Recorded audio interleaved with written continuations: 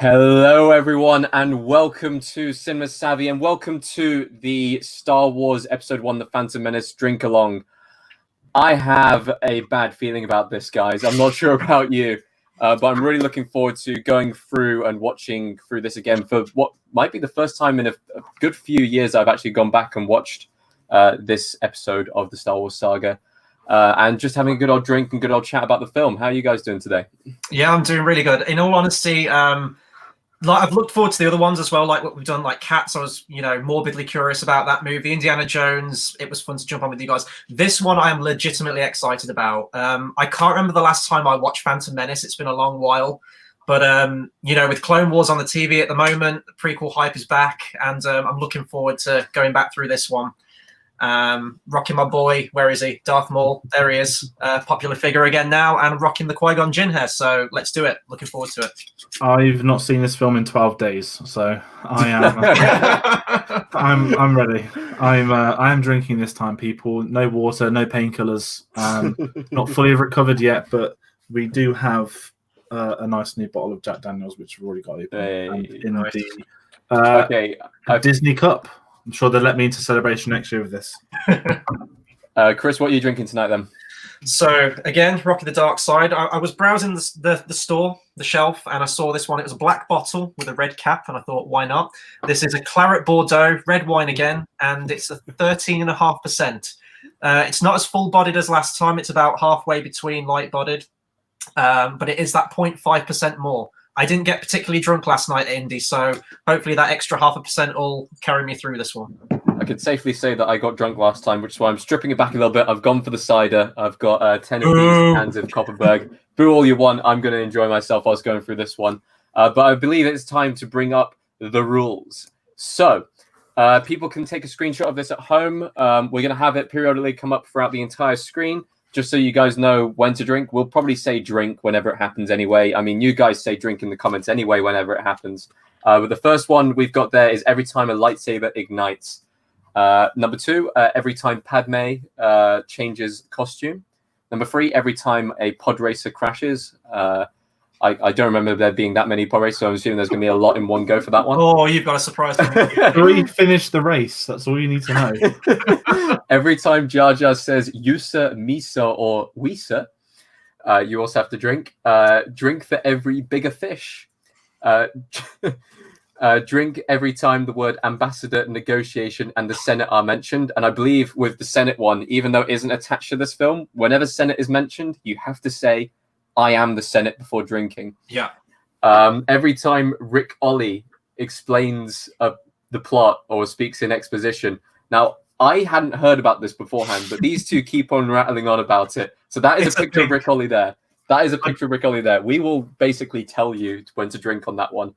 I don't think people realise that how I'd hated him as a kid because he just gives an awful. You know, me watching Game of Football, it's just a terrible commentator that explains the obvious. That's Rick Ollie in Star Wars. There is a scene in which it will happen many a time. Yeah. We've also got drink whenever Qui-Gon makes a disproving comment. And finally, drink whenever midichlorians are mentioned. And a bonus rule, finish your drink at the funeral scene towards the end of the movie. I'm hoping that hasn't spoiled it for anyone. Everyone's seen Star Wars. Everyone's seen this. Like, everyone has seen this. So this is going to be...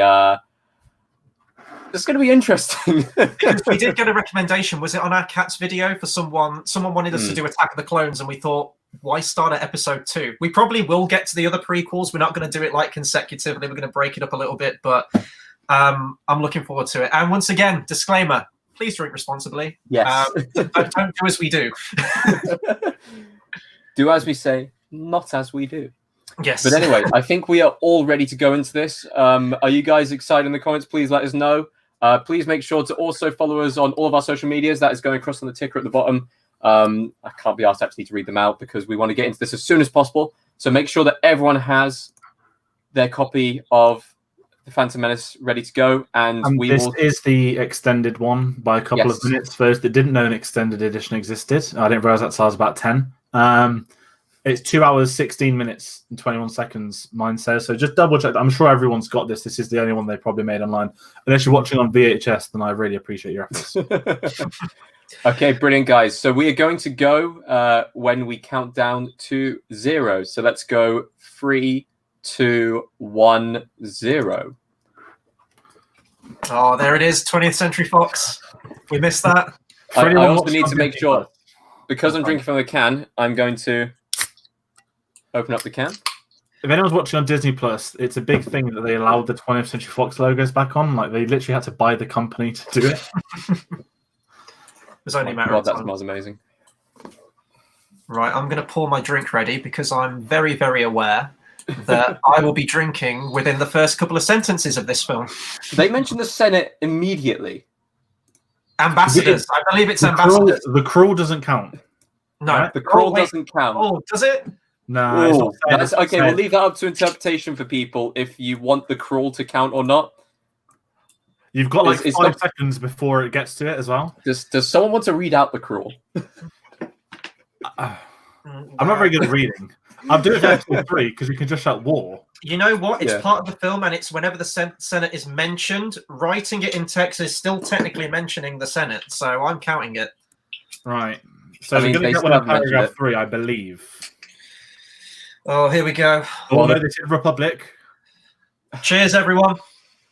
To the Republic. Chancellor, 2 Jedi, Knights, guys. Guardians of Peace and Justice. Not mentioned. Not mentioned. No, not mentioned. Okay, we're safe for like the next 20 seconds. Also, it's May the 4th on Monday. We could have just lied and said it was tied in for that, but it's our channel anniversary on Tuesday, so. Yeah, we wanted to know what people were drinking at home. Is there a London whiskey someone could make? Jack and honey with vanilla Coke. We've got Sophie P. Cocktails again. Bubblegum drink to start off with. I have no idea what that is.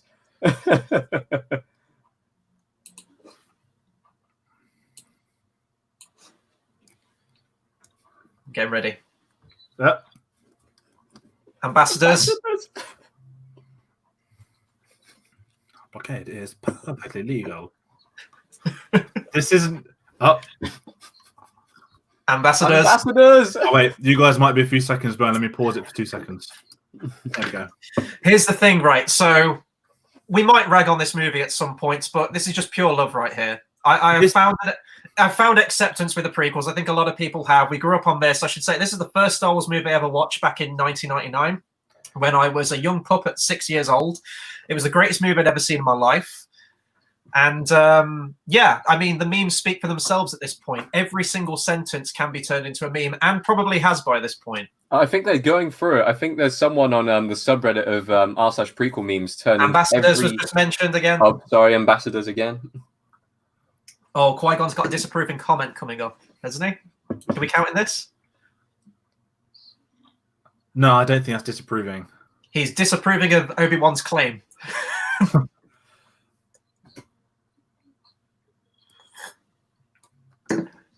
I feel like that is absolutely. He's just teaching him. In the top 3 Jedi of all time, Qui-Gon Jinn. Why does Qui-Gon get so much love in this movie? Because he is just kind of he's almost rogue campus character in this. He's just rogue. Negotiations? Is that no, one of the things? No. Ah.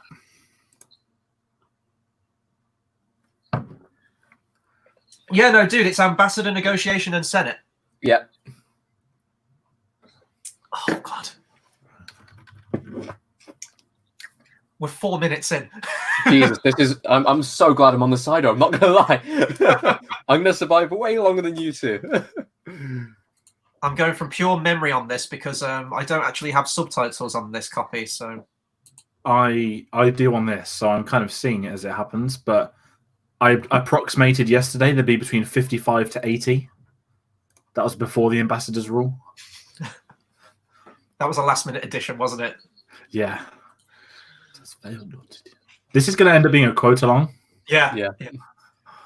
Stunted slime. Like that's one of my favorite insults. It's the little. Yes. It's like he knows he accepts it. This guy right here, I've got so much love for Newt Gunray. He's the most naive and tragically sad Star Wars character of the prequels. Make it legal.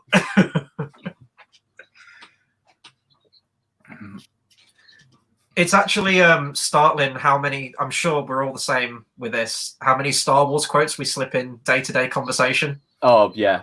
A ridiculous amount. Really quickly, we got two. Sophie P in the... Two. That is two. Lightsabers igniting. Am I still a second ahead of you guys? Someone say Roger, Roger when they say it. Okay. By now, destroy what's left of them. That line makes no sense. Why did they... Oh, no, here we go. Another two. Go. Sophie P in the comments says, I love Battlefront on PS2. Here we go. Roger, Roger. Roger, Roger. Roger, Roger. Right, same. Two lightsabers ignite. Drink. So there was a time where Roger, Roger was going to be a rule where you drank on every Roger, which at this stage would be brutal because, like, already you'd be just done.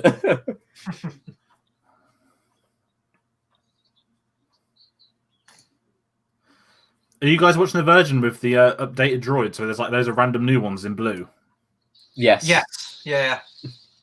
I didn't even realize that was an update. It was in the Blu-rays. It's mad to think that even Phantom Menace is getting special. Well, has got special edition.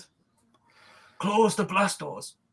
This was it. As a 3-year-old kid, this guy right now, I don't know. This was the first ever film I saw at the cinema. Like, this is what I've been told, and it started the obsession. But it's just this moment. It's like, you know, Luke Skywalker could have opened a door if he tried. And it was everywhere, wasn't it? I mean, like, the merchandising. Like, I know merchandising has always been a big thing with Star Wars, but certainly with 1999. Yeah. And then they bought out toys of, like, the original trilogy again and, you know, milked it for all it's worth. Because, to be fair, Force Awakens had a lot. 8 and 9, not so much. Mm-hmm. But 2 and 3 had so much as well as 1. I think that just matched the waning interest of people as the trilogy went on. The thing is, I guess in episode 8, because it was set 2 days later, they all had the same clothes. The super speedy running, which they never use again in the entire saga. I don't know why. The plot needed them to get out of there. So George Lucas said, oh, they just run quick. And so they my God, they've unignited their lightsabers. Oh my God. They didn't use it for another 5 minutes. Yeah, we're good. Yeah. We're good. Then, We're good. Then we have him meeting Jar Jar, so So apparently Liam Neeson, so not only does he not sign autographs, apparently he doesn't give them permission to use his full likeness in merchandise, which is why there's been a substantial lack of Qui-Gon Jinn merchandise over 20 years. Interesting. The negotiations were short. Yeah. New costume. Uh-huh. Oh, yeah. Well, first costume of many. Afghan, you'll come before us, your highness. I'm not being racist. That's how he talks.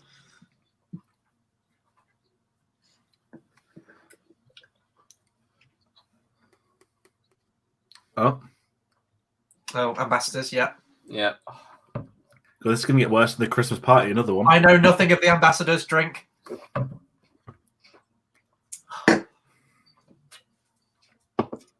This is actually a lot smoother than last time. What happened to the planet rule? Approval of the Senate. No. We got rid of the planet rule. We're going to do that for episode 3, where there's 10 planets. Perfect. 11. Polis Massa. I forgot about that one. Does it count? It's an asteroid. It counts. It's a map on Battlefront 2. Sophie, Oh, that is it lipstick might give it a go. Going for the Padme cosplay. Oh no, 2. Negotiations haven't started because the ambassadors weren't there. Oh god. Ambassadors did arrive. Negotiate. Ambassadors. Are we counting the distorted part? 2 drinks. Oh, fucking hell. This one is brutal already. I mean, the others have pretty slow starts. Your ambassador rule is going to be the one that does this. I mean, I ate my dinner at 7:30, so that's going to give me an extra hour before stuff kicks in. 2 negotiations. Oh, I love that. Yeah, Bibble. Okay.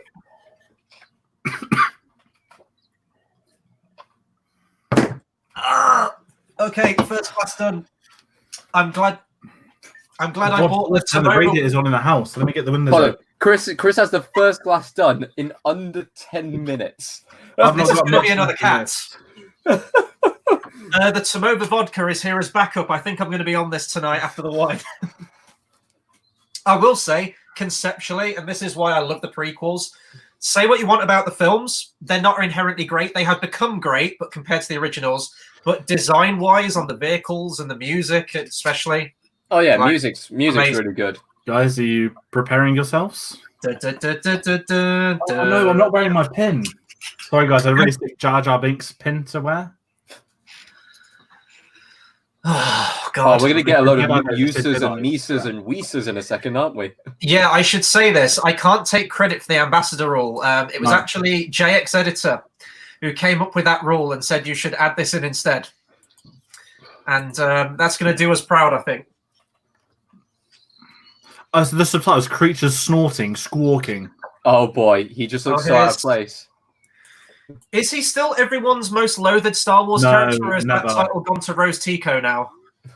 I think both of them have redeemed themselves, just in terms of like fan perception and like. Well, I mean, Rose Tico was redeemed by being on screen for about 30 seconds of Episode 9, right? So this is my issue.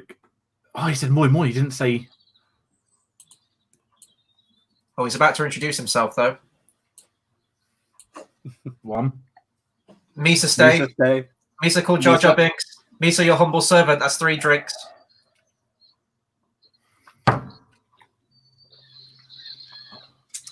Oh, Lightsabers igniting. oh shit! Yeah, of course it is. Yeah, I've not got much left in this drink. I need to start definitely getting have a bad ready. feeling about this. Fucking hell! I'm so glad I'm on the cider. This is gonna break us. Yeah, He's only said it 3 times so far.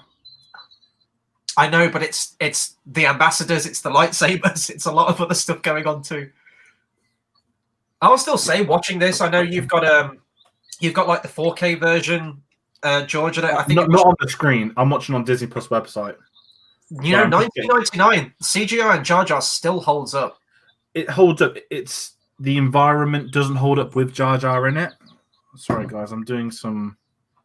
I think you can definitely tell sort of the actors not reacting to anything. I know they had Ahmed Best there a little bit with like a tennis ball and everything, but he ended up wearing a costume, and then you got the famous behind the scenes clip. George says, "I've just spent a couple of guys, I've got I've just got pure JD in here. Oh yeah, don't drink that, Jesus! You mad? Misa going in the water. Okie day. Shit! Let me quickly pour. I'll make up for it. I wanted one of these as a kid.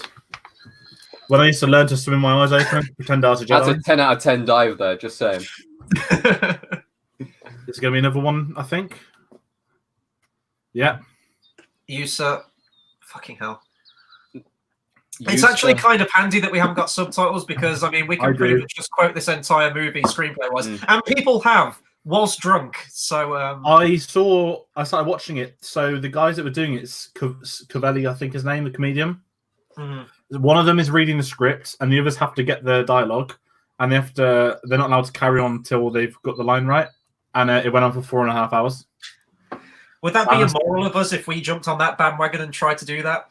I mean, they raised 20 grand for charity, so like crazy respect there. Yeah. I don't know the comedian's name. I feel really guilty now, but it's worth watching. If I find it, I'll put it in Twitter. But it's a very smart idea. They're going to do episode 2 when they get to £30,000 donation. I was going to say, we've got a great conversation happening here in the chat. Sophie P, Misa tipsy, Misa shouldn't pre-drink. JX editor, Yusa gonna black out. Betty, I love young Ewan. Yes, we all do.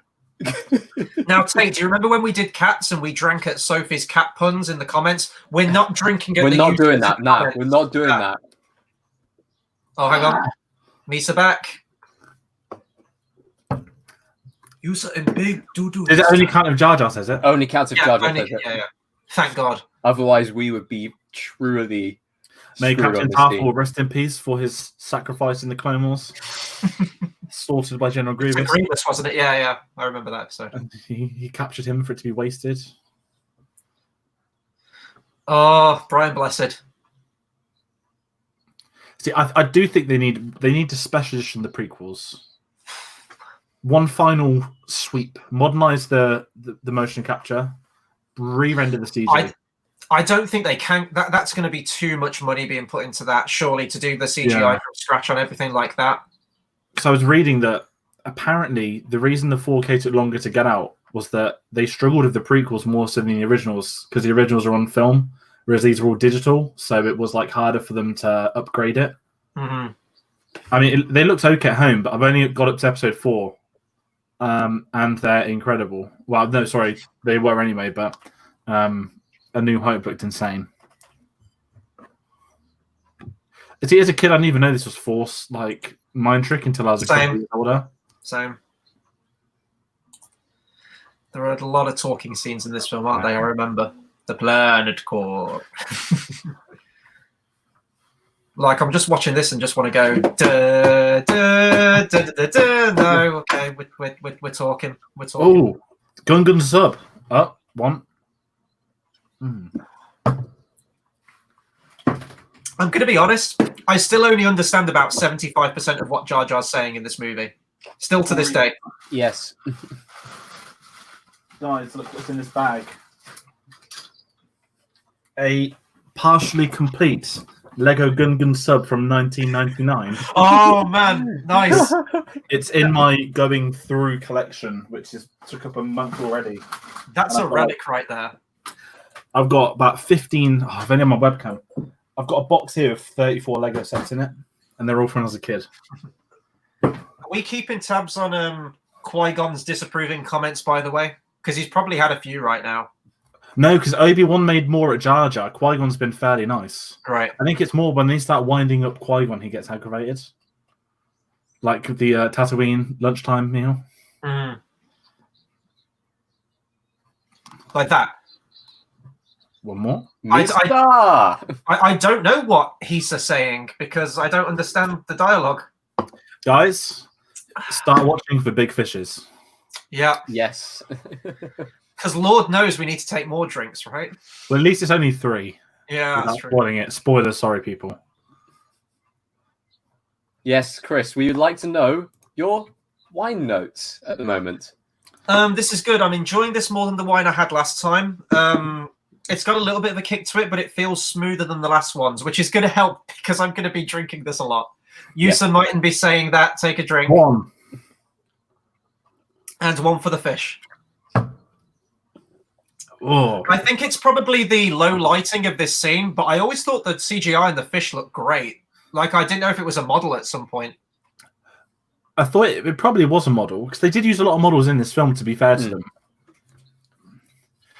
I love to be on a set with just this like giant fish being prodded around like that. Mm-hmm. Oh, that weird eye thing that just happened with Jar Jar? That's... Oh, hang on. Ooh. Yeah. The second bigger fish. It took me ages to realize as a kid that the fish that comes back in a second, spoiler alert, is the same fish as right now. I thought it was a different one. He's shredded, mate. Look at them arms. All that fish bearing. Bicep curling. Yeah. Oh, it's the donut ships. It's these ships. I always laughed at that person that can't see. She's just wired into the ship. Yeah. It's like, as Red Letter Media say, answer me thing in the mouth face. Why does she turn if she can't see? Senate. Senate. I am the Senate. Too gone too early. The Senate. Can we get some I am the Senate in chat, please? I am That's the Senate. Senate mention. To report that to him unless we have something to report. That makes no sense. That's why I love Newt Gunray. Weezer. I'm scared for the pod race, guys. What does that mean? Maxi bid the force that smells stinker with. I don't know what... George Lucas wrote that in a script and I don't know what it means. We said dying here. Yeah. I liked Jar Jar for all these years. Will this be the day that I turn? I think we got another Weezer. Oh, Yusa. Ooh! Oh, big That's done. fish. Big fish. There's always a bigger fish. Bigger fish. Oh, this is gonna kill me. JX Editor says, I am Congress. Fuck you. Why is the music so This loud counts in as a this bigger bit? fish. This counts as a bigger fish as the Yeah, last one. That's another bigger fish.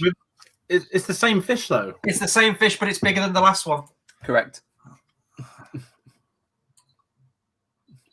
Yeah, oh boy, I'm with Jar Jar on this one. Jesus. I will say, as a kid, like I'm numb to Jar Jar now because I know what to expect. As a kid, I loved Jar Jar. I thought he was the funniest goddamn thing I'd ever seen in my life. I had a Jar Jar blow up chair. I had a little money bank that played like the Cantina Bar theme, and he like did a little dance. Yeah. You could get the Qui-Gon, Obi-Wan, and Darth Maul ones as well. My poor father had to travel towns away to get me the Jar Jar one. I had the other three, but the Jar Jar one was completely sold out. So that tells you a little bit about the youth of 1999 who loved their Jar Jar. Sentence spaghetti. I always thought the droids were cool. They are. I love the designs of them.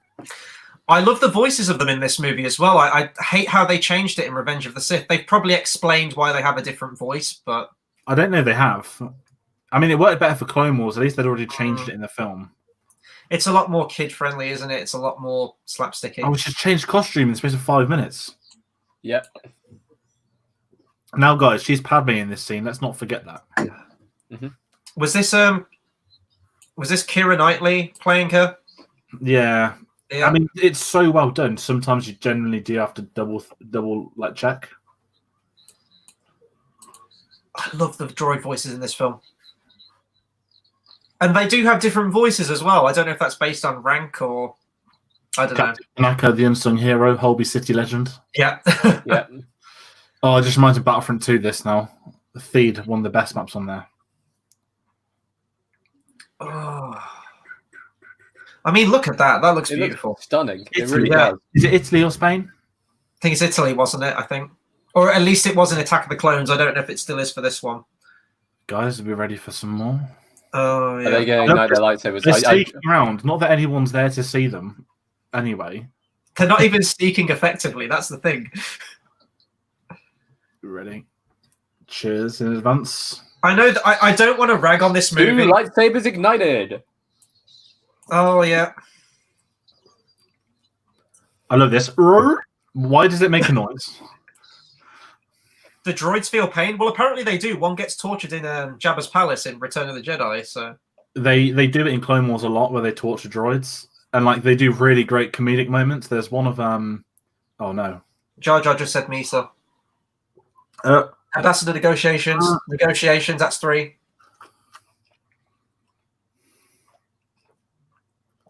Oh. How's 4? See a bibble, man. You must contact me. Just sounds like he's constipated.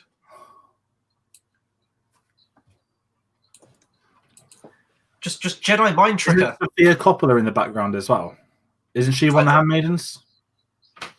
I'm not sure. You will come to Coruscant. Just do it.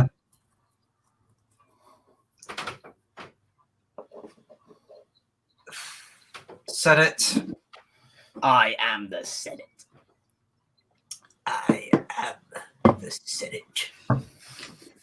It's I'm not even watching the movie right now. I'm watching George's face screw up every time he takes a drink of Jack Daniels. It's because I had to rush that last one, so I've like got the proportion wrong. So I need to get this drink down, but not as quick as it needs to be. We had Anais earlier saying that please make the Drinkalong videos a regular content. If our livers can take it, we will. but after tonight, I don't know. Ambassador. Fuck's sake. George Lucas, why? I love this. He has to think and... Wait, you're under arrest. Yeah. a lightsaber. Like, where did Two. Ewan McGregor come from? Oh, two. Are we counting Obi-Wan's off screen? Yes. It happened. Oh, this is pain, and we're 25 minutes in. We got 2 hours of this shit. This is beautiful. On the off chance, this is the last time a lightsaber ignites till the end of Tatooine. I love the little bodiless one at the front there. I love that. I always love that. Oh my god, no! Oh no! Oh no! Right, I need to refill. He's Okay, here. everyone. He's here. This Rick is the Ollie Ollie has speech. arrived. Remember, every time he speaks in exposition, just follow our lead. If you don't know what exposition means, just. I love this. Hello, boyos. Boyos. Did you say boyos? Yeah. You want to say that in a night out when you're meeting your lads, don't you? Just like, hello, boyos. Like, One. there's the blockade. Drink. He's explaining the plot and what's going on in the scene, essentially. That's when we're drinking. Here we go. Two. Shield generator's been hit. Fucking hell. I really like this as an introduction to R2-D2, by the way. I thought this was great. Oh, this is going to make or break. It's going to separate the men from the boys. I'm watching these subtitles with pleasure. I love the sound effects. I'm getting When they're just getting shot. Oh, thank you, Panaka. When he Saved said sitting ducks, I always thought that. They have one. shields are gone. Should I do a tally of how many he said? Yeah, One, right. Yeah, keep count. 4. 5. 6. I always thought this as a kid as well. 7.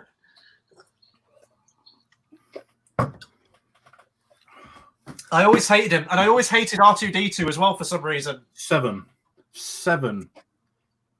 8. 9. 9.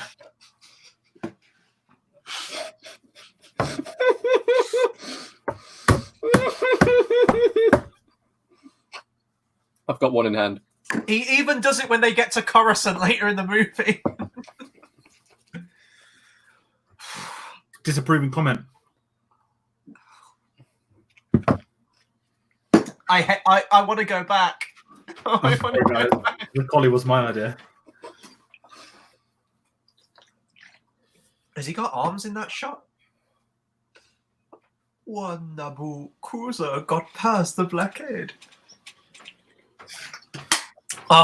Appearance of the most underutilized character in the prequel trilogy until Clone Wars. Bum, bum, bum. Probably one of the most badass Sith Lords. Visually, if we look, every sense. if we're looking at just purely the films, he's not great. What? Who of them? I love it. I mean, Darth Maul looks cool, but the guy has about a fucking sentence of dialogue. Sorry, go pause this now. Regretting my choice of neat vodka. What?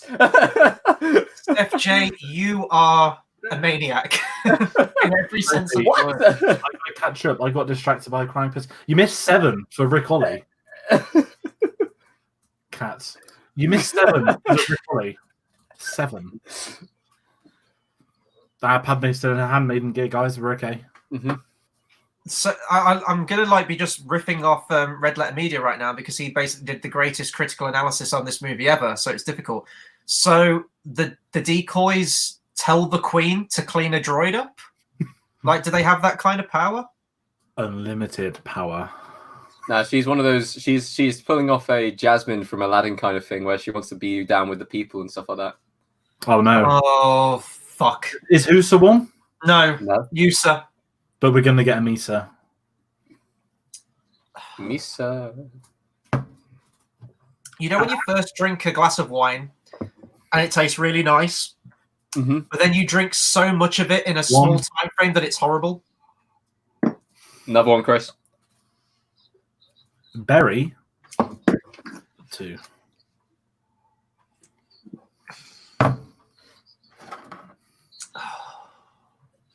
This is very unfair because that's just how Jar Jar talks the whole time. I know. Oh, thank you, Rick Ollie. Oh wait, he just said another one. Fuck's sake, prick. This fucking character. He just and he survives. The existence of this character is literally just purely for exposition. That's all he is. Should we hope that he was one of the people that done it at the start of Attack of the Clones? This is his only film appearance, right? Yeah, but he pops up in the battle at the end, though. Don't worry.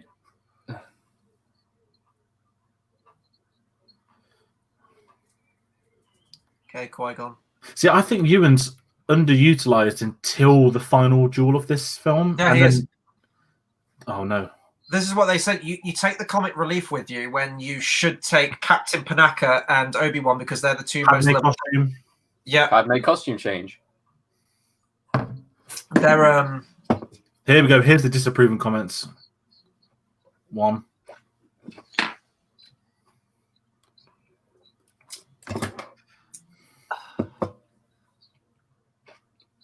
This is not a good idea. They should have took Obi-Wan and Captain Panaka because those two are the most level-headed characters in the entire thing. But then you need Anakin to meet Padme and to get one of the greatest scenes of dialogue of all time. Imagine. How old was Imagine. No, wait a sec. Imagine if they took Rick Ollie with them and we were. Imagine the pod race. Forget the two-headed thing. Rick Ollie's there. That just crashed. Okay, I wanted to say this. This is visually, this is the best looking of the prequels. The blend of practical and CGI in this film, I don't have a problem with at all. The film looks great, beginning to end. There are some aliens that are CGI, especially in the pod race, that could have been done with puppets, and I would have appreciated that more. But this looks amazing. This looks like it's a modernized version of like what we got with the originals, you know, like the special edition versions. It's when you get to Attack of the Clones and Revenge of the Sith, especially where the CGI really kicks it up a gear. Oh, I don't have the alien subtitles on my version here, but I know what he's saying. Nubian, we have lots of that. Watto looks great as well on this version. I think they updated him really well in the Blu-ray. Hey! Did they actually update a lot of things then with the CGI? In the Blu-ray, they updated Yoda, Watto, and Jar Jar as the big three, I guess. That's fair. I just want to point out that that there's a 2001 Space Odyssey Easter egg in this scene. The Sentient Spaghetti says, rewatching this, I'm finally realizing out that the dialogue is fucking awful. Did you need to realize that? It's great because it's awful. Okay, let's talk Jake Lloyd for a second. Anakin Skywalker. Yeah. Believe me, I can understand. For audiences that grew up with the original trilogy going to see this on opening night, I can understand all the hate they would have felt for this movie. I get it. I understand it. Was it a mistake to set the movie in this time period where Anakin was this young? Yes, absolutely. Maybe. I think they should have started it where he was immediately training with Obi-Wan as like a teenager kind of. I think maybe being like a bright spark in the academy. Too easy. George Lucas said that because this film was made for kids, they'd align more with the kid. Now, as a kid that watched this age 3, I guess we were all the same age, really. You align a bit more to him because he was. I mean, you could say what is the time gap between this film and Attack? 10 years. 10 years. So in 10 years' time, these two are banging. Yeah. He's 9 in this, and she's meant to be 14. She's meant to be 14 in this. Yeah. Mm-hmm. She's a very mature-looking 14. I'm not actually sure how old she was when she did this film. I'm assuming when she did the film, she was... Space Odyssey, background now, it's the space pod. Oh, I see it, yeah.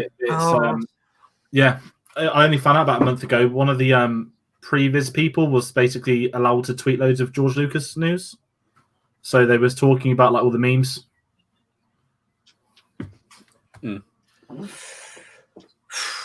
I'm feeling it. I'm feeling the wine. I tell you what, one glass of wine. Is this a disapproving comment, or is this a... I'll have a sip. A sip. Don't work on me. Only money. I'll use that like the fuck. This is the thing, right? Love Qui-Gon. Did you not think to check that someone else had a T14 hyperdrive? Well, this is the thing. Like that. Surely that's every like salesman's pitch ever. Like I'm the only one who's got the parts you need. Right. Oh, fuck off, Jar Jar. Just the He shit. doesn't say anything. I know, but just Nonsense. restraint in a movie. But going back to what you said about Anakin, like, you know, George Lucas thought he needed to be a kid so that kids could gravitate towards it. Kids grew up with the original Star Wars, and Luke Skywalker wasn't a kid. You know, he was a teenager. So I'm sure that I think these are sort of younger kids' film than what the originals are. Like, with a 3-year-old. With a 3-year-old, like 4 is much more. See, you say that, but I think that 4's got much more adventure in it. This, you have like a 10-minute Senate scene later on in the movie. Like this, like, can you imagine a kid sitting in front of this now? Like, but this has got more for kids. You've got the pod race. You've got more action, moments. You've got the pod race, the final battle where there's sort of 3 or 4 things. Yeah. This works for the younger audience. Get ready. One. Weezer.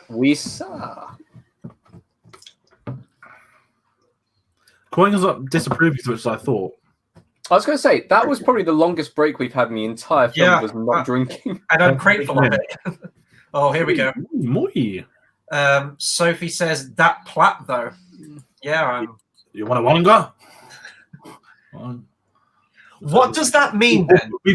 In Hutties, what does you want a Wonga mean? Because Bib Fortuna says exactly the same thing in Return of the Jedi. I love that he can whistle. Yeah. Suburba still looks great. I love it. Like I said, the update on the VFX characters was good. Mm-hmm. And you've got the guy from Clone Wars chilling in the background. Mm-hmm. I think to nod a head of respect at Qui-Gon. I do hate the fact they added a CGI Doug, which is Suburba's species, into Return of the Jedi Blu-ray. Yeah. It's just like crawling around Jabba's palace. I'm like, what? Yeah. Like everyone's asleep, but apart from the CGI characters, apparently. And especially dangerous Doug. Misa. Misa. Fuck you. Guys, it's going to quieten down now because we've got the pod race coming up in approximately 25 minutes. It's going to quieten down. We're going to have to take about 12 drinks during the pod race. No, that's what I say. We've got a gap now to let it all get down. Okay. Sophie, you want a Wonga? I love that. I just love that line. I don't know why. It's not even really a memeable line. It's just amazing. Imagine being in a costume that was told, say the words, you want a Wonga. Remember that advert that we had in the UK? Was it Wonga.com or whatever it was? I just always thought of you want a Wonga. Oh, this chick, this old woman should have been the one at the end of episode 9. Maybe it is. She ages backwards. Oh, my bones are aching, Annie. Storms are coming. That's very dangerous. He was my idol as a kid. Wait, you wanted to grow up to be? At the age of 3, he was 9. He was like the cool guy to be. Wait, Sandstorm? That's why he doesn't like sand. I will say, when I was a kid, and I had significantly less facial hair and more of a basin cut, I looked exactly like Anakin about the age of like 9 or 10. It was weird. No. This character was my idol, okay? I connected. I had the little face mask, which was like the pod racer helmet with the goggles, like you strap it on the back of your head. The whole thing. Did you go to the opticians and they'd put the eye things on you? Felt like a pod racer. Sorry, Sophie. I love how they get angry drinking over the rules. First of all, for the other 2 ones, I made up the rules, and for this one, it was kind of a combination of everyone kind of throwing ideas together.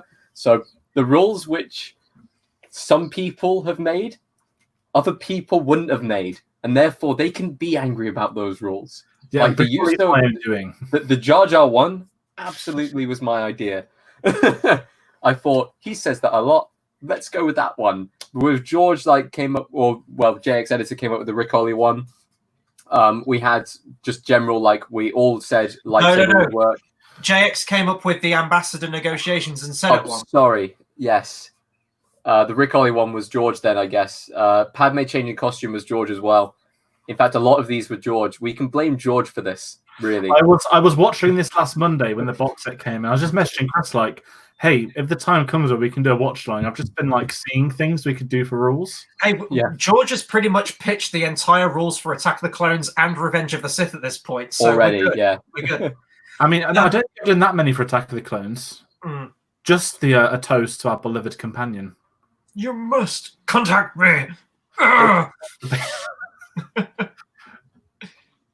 What do we think? We just missed the scene, but what do we think to Darth Vader building C-3PO? So when C-3PO says "thank the Maker," he's technically thanking Vader in Episode 4. I don't mind because his memory gets wiped. It's a shame that R2 couldn't, plug it back in because I he think could it's- in the last one. I think it's a clumsy way to introduce C-3PO into the film. I think they probably could have come up with a better way to bring him into the film somehow. Feels like an afterthought when he gets episode 3. Okay, Yeah. Oh, here's Darth This Vader. should be replace Peter Serafinovich with Sam Witwer now. See, I think that's a discredit to that. It's sad, but it's a necessary. It will make. I think he sounds pretty much exactly the same. I don't think you need to. You can suspend your disbelief when you get to the animated things and the voice is different. You expect that. It's a different voice for Obi-Wan. You're not going to go back and put Ewan McGregor's voice into Clone Wars animated series or vice versa. So just leave it as it is. And it's one sentence, The guy got more lines in the teaser trailer than he did in the actual movie. And they blow you up. Boom! I should have added how wooed as a Yeah. Do you know what the tragic thing is? Is that we did 9 Disapproving rules. look, does that count? It's what? He gave a disapproving look. No, it's disapproving comment. No. Disapproving comment. Very dangerous. All Pod Racer games getting released for PS4 next week. Oh, is it? Oh, man. I will say some of the Star Wars games have been incredible over the decades. Battlefront 2 has evolved into one of the greatest Star Wars games in history. And unfortunately, this week they've officially pulled the plug as they're starting work on next gen. But they see, there's scenes in this movie that I do like. This is a nice exchange. There's a little bit of personality there with Qui-Gon, I love that. No one killed a Jedi. Qui-Gon, give me an hour. Anakin kills all the Jedi. Someone needs to pair that. No one can kill a Jedi. Cut. Master Skywalker. There are too many. Have you someone's done it with the Always Sunny music playing. Yeah. Oh, Henoch's off. Goodbye. Is this he's leaving the stream, or is he going to sleep, or are we passed out? Have we already got him? We have broken Hennock. Thanks for tuning in, though. Do appreciate it. I know he's a regular who jumps on. So we'll see you on the next one, man. Sentence Spaghetti. That's Peter Serafinovich. Yes, it is. Do enjoy your party, Mr. Wick. What moolah? I didn't even know it was a word. Moolah. Wow, Natalie Portman just emoting her way through this entire movie. And the thing is, when she can be good, she can be decent in some movies. Was she just so tuned out of this movie? Black Swan, she was incredibly good in. Was it the lack of direction, or I liked her in Annihilation. Leon, to me, Leon's her best film still. I know. Yeah, Leon is a very good film, actually. Yeah. She's in Heat, of course. Black Swan, she was pretty decent. Was she Oscar nominated for Black Swan? Did she win for Black Swan? Yeah, she won for Black Swan. Yeah. I mean, I know that she's the rarest Star Wars autograph in the world now. They reckon there's less than 200 in existence across 20 years. She's somewhat decent in V for Vendetta as well, but her English accent in that movie is not good. Straight up Dick Van Dyke, but I'm excited for Ragnarok, Thor 4, whatever you want to call it. Love and Thunder. We've got some Natalie Portman appreciation in the comments. Natalie Portman, though, oof, hell yeah! Wait till we get to Attack of the Clones. She's technically 14 in the canon of this, so I'm not going to make any comment in this movie. Although I think she was 17 in real life, so it's still dodgy too. I was 9 years old when this came out. I'll allow it, but no, I was 6. What am I talking about? I was 6. So allow it. Why am I drinking? I don't even need to drink. I know. I picked up my drink because I was like, I feel like I should be drinking right now, but I'm not. I told you, it's quiet until the pod race, guys. Okay, this is good. I like the little bit of respite. This is the calm before the storm. And that's just going to pop off so hard. Oh, we're going to get disapproving comment. We spoke too soon. Technically, it's her who's That's won. not no, a disproof. Actually, yeah, no, that's fair. We won't drink to that. That's why she gave the look. She's like, the Queen will not approve. I will not approve. This whole like betting thing right now is so confusing, and I still don't understand it. So I had one of those comlink things as a kid. One of those gold things. the action figure things on.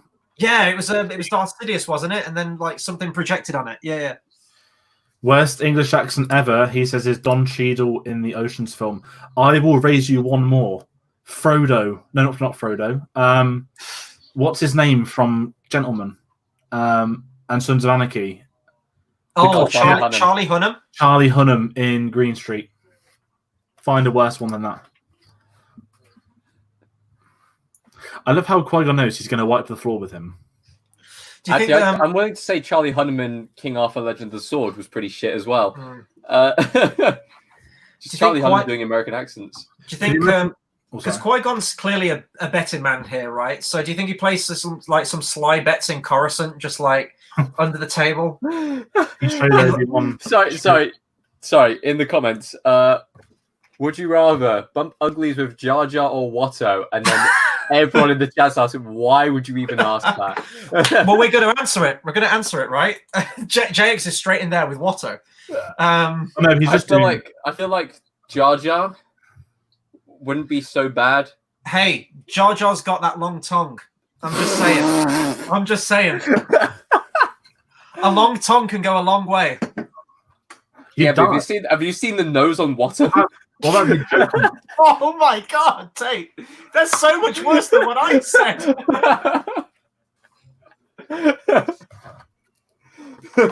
I don't care. I'm drinking. I need to drink after that.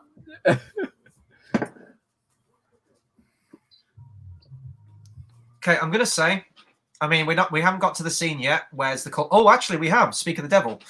Do we think that Qui-Gon and Shmi Skywalker had a thing? Because I totally think they boinked at some point in the past. Sorry, I think my internet just dropped out as I was saying that those two definitely got together that evening. Yeah. It's like where he puts his hand on her shoulder, and when she says, like, there was no father, he kind of has a shifty look like, oh, shit, I better not have to pay any child support. Like, oh, my God.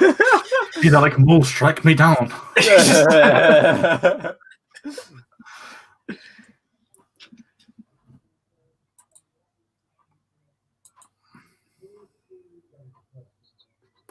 The music is so good. Oh god, have they mentioned midichlorians yet? No, we don't get it till the nighttime blood test. Okay, got it. It was Palpatine. Look at Qui-Gon, he's like, fuck. He probably like force wiped her memory in the morning. Oh no, my Disney Plus has stopped. Oh no. Oh, George is done. He's George is out for the count. We'll keep tally for you, man. What? So this little oh god, what are they called? Children. No. George, help me out. What's the name of the species of Greedo? I've completely blanked. It's not Toydarian. No, that's Watto. Fuck. Guys, what second are you at? I'm back. 4807, 8, 9, Hold on. 10. Oh no, you're okay, Annie. How many when you're at 15? 48. It's never gonna run. Can someone keep counting the time? Let's go play ball. Keep racing, Annie. You're gonna be bug squad. Someone read out what second you're at. 48:23, but it might be a bit different. Yeah, that's fine. Hey Jar Jar, yeah. Yeah, a little bit. 2 seconds, I would say. Pause it and then 2 seconds ahead. Just paused it. Yeah. Now he's about to lips. Yeah. Rodian, thank you. JX in the comments, Rodian. The little Rodian that showed up, the one that Wicket plays, he plays two characters in this film, actually. You see him in the pod race thing. That was actually meant to be Greedo in the deleted scene. There is a Greedo, isn't there? It was a second scene made Greedo. They said, like, you'll get what's coming to you or something. I think Anakin's fighting with him, and Qui-Gon shows up and says, like, Greedo, you'll get what's coming to you, yeah. Absolutely Palpatine. He eventually has children and a grandchild, so obviously yeah. just for the power. Yeah, I was going to say he's powerful, man. Yeah, that is an absolute power play right there. Did we still find out who? Sorry, we got the sentient spaghetti Maul, double-ended lightsaber, winky face. Is it going to be like the end of Requiem for a Dream? anyone's seen that movie, you know what I'm talking Yeah. about. Okay, I'm taking this time where there was a little bit of a gap for my first toilet break of the evening. The one of the greatest insight videos of all time. It's working. And It's it's one of the working. Terminator 2. Do you not think any of his neighbours realise, hey, how's this kid got an entire pod race and no one's nicked it? Yeah. Oh, Could you imagine? It's like midichlorians. it's like giving a fucking like 9-year-old kid a Lamborghini. Like, just what the hell? I'm the only human that can do it.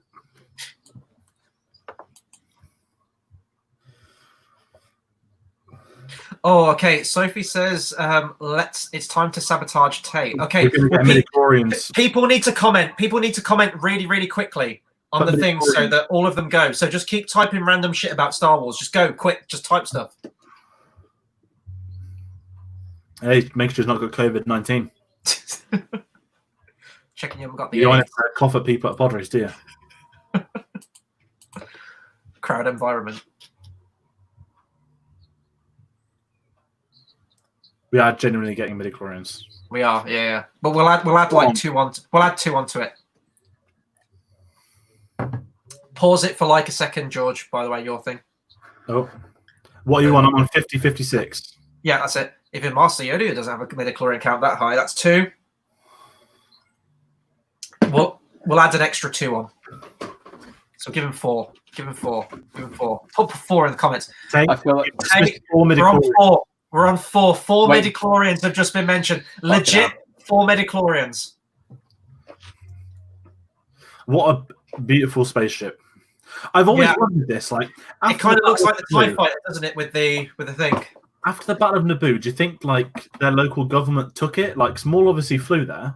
Like, what do you think they did with his ship? Do you reckon they put it to a museum, or? I'm just It curious. belongs in a museum.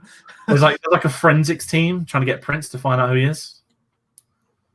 I love the music that plays with Darth Maul. It's like the little Sanskrit phrases you get in Duel of the Fates at the end, but it's like like the whisper. I love it.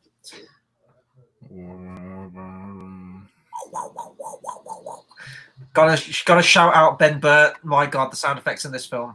He just Well, had a in all cameo of in the it. I'm not sure what point. Did Ben Burt still do the sound effects in the sequel trilogy, or? Oh, I don't know. That's a very no. The sound effects went to Matt Wood, who was like his protege in the prequels. Right. I'm assuming they probably did one thing, maybe, but I don't think he did.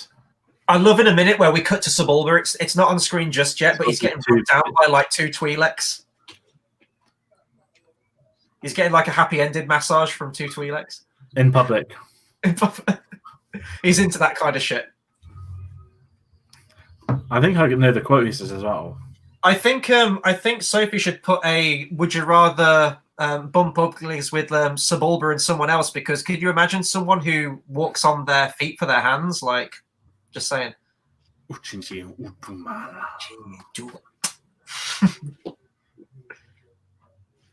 It's like me betting on Lewis Hamilton F1.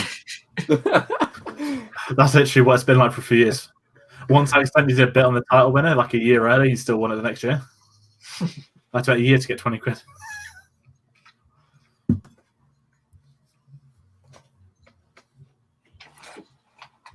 I don't think later on in the film, I don't think Qui-Gon tried to free Shmi at all.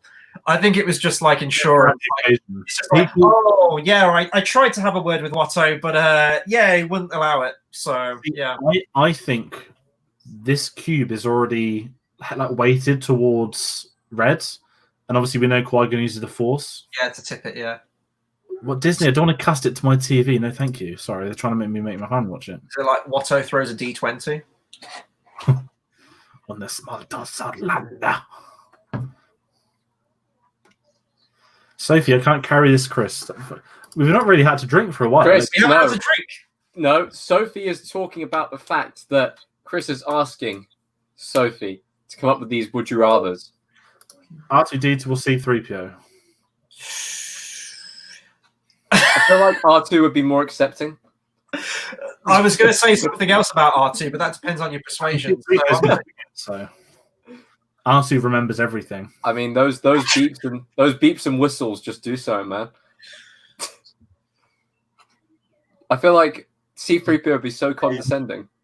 This is so wizard, guys. This film, Jesus. So Okay, so there's a line in episode 9 where the Knights of Ren walk past 2 stormtroopers, and the 2 stormtroopers go, "Knights of Ren, cool."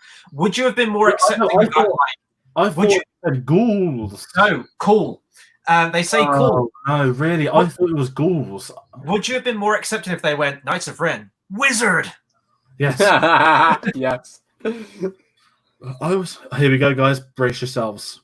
The greatest cinematic moment in history. Skeleton guy. I thought that was like Skeletor in a spacesuit. Like, yeah, He-Man. Here we go, guys. I feel like I've got about.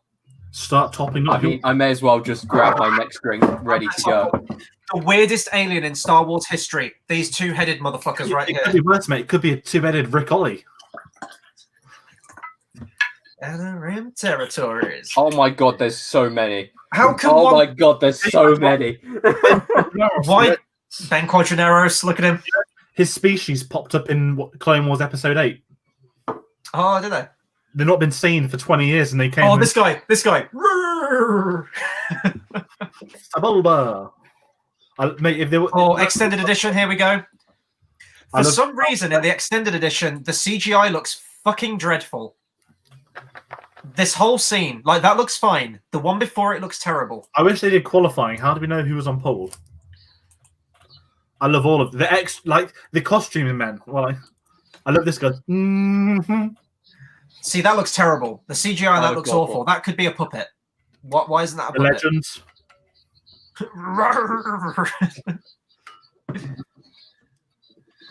See, this is the problem I have with this movie. I mean, this is like the extended edition. This is like the available version now when you buy it on Blu-ray or whatever. You're introduced to all these like racers, and they don't have any character. They just all get taken out. So what's the point? Quadranaris has character, my friend. No, that's true. I prefer the theatrical cut of this scene in all honesty. The one that dies, his whole family's in the background. He waves goodbye to them. But it's so nothing, because we know Anakin's going to win. So this whole scene, it already goes on for like 15 minutes, and you're just waiting for it to end. George Lucas loves racing. He probably dreamt of getting racing in Star Wars since day one. I'm drinking to the Piusa, because that was a thing. Yeah, I'll happily drink to that as well. Oh God, I think I put too much in. Shmi's like, "Be safe, Anakin." Shmi's like, "Be safe, Anakin." He's like, "I will." Then it like immediately crash cut. Skywalker's been forced onto the service ground. Could you imagine if like someone crashed into their podium with them all on it, and he watched his mom die? Did he just say shag in a Star Wars movie? He did. I got away with it. I'm going to shag your mum after you die. I mean, hey, we've been talking about bumping uglies, right? So yeah, that is Sebulba right there, just saying, "I'm literally going to just pounce on your mum once this race is over." He's like, "So, Anakin, what do you say after this race?" Guys, I don't think Qui-Gon's made one single disapproving comment yet. Can we make He has in the film, just not. Is it too soon to make a Jake Lloyd DUI joke or? Whoa! Okay. Whoa! This is getting weird. Oh, hang on, jab of the. That's Matthew Wood, who plays Bib Fortuna, who's the sound effects guy. We got. Oh, really? Sophie, Oh, nice. Are you okay? She's broken. Pointless cameo of Jabba right here. We don't need to see Jabba, but it's fine. Whatever. Hey, just think, guys. He watched the kids win the race, and that kid's daughter kills him. Right. Oh man, yeah. Here we go. Look on, my friend. Say goodbye to your family. You'll never see them again. I love his noises. This is the moment where I'm going to start recreating alien noises. I've reached that level. I'm already feeling a bit lost, more so than the Christmas party. Is that a disapproving comment? Definitely. You should too. Yeah. Yeah. He's just kind of. I just want to see Qui-Gon keep his pimp hand strong and just backhand Padme for like talking back to him. He doesn't know it's Padme though, so he probably would. It's really sad watching this on a small screen and not like my gorgeous setup. Again, I know I've already like got on the Ben Burt hype train, but my God, this scene. Goodbye. Oh, we haven't got that far yet. Do you want to close up of pod racers? I know. Long arm guy, firing up pod racers, crocodile guy. How does he see? It's a circle. How does he see? Oh, the sound design in this is just phenomenal. Yeah. Yeah. Sebulba's pod racer. When we get into it, it's like jump, jump, jump, jump, jump, jump, jump, jump. fact, Oh, so good. No soundtrack till the final lap as well. Yeah. No soundtrack, pure. And this It works though. It works. Warwick Davis. Mm-hmm. How many different roles did he play in Star Wars in total? Oh, Well, he did. This role is the same as in Solo. He had 2 in this movie. Was he in Attack of the Clones anywhere or Revenge of the Sith? He was in 1, 6, 7, 8, 9, Solo, and Rogue One. That's it. Was he a Mandalorian? I don't think so. No, I don't think so. There he is, Warwick Davis on the left there, Yeah. next to Watto. Are we ready, guys? It's about to kick off. Okay, so remember to drink, everyone, for every pod racer that crashes. An explosion in the engine will count.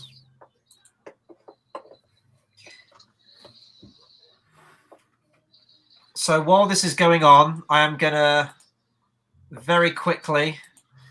They're the rules again, for anyone who wants a reminder, while we're waiting for pod racers to crash. Slay him out. You ready, guys? Ready? About to happen, Okay, here we guys. go. 1. Yeah, there's the first one. Ah, Chuba. It's like MotorStorm on PS3. Yeah, oh my god, I have that. So good.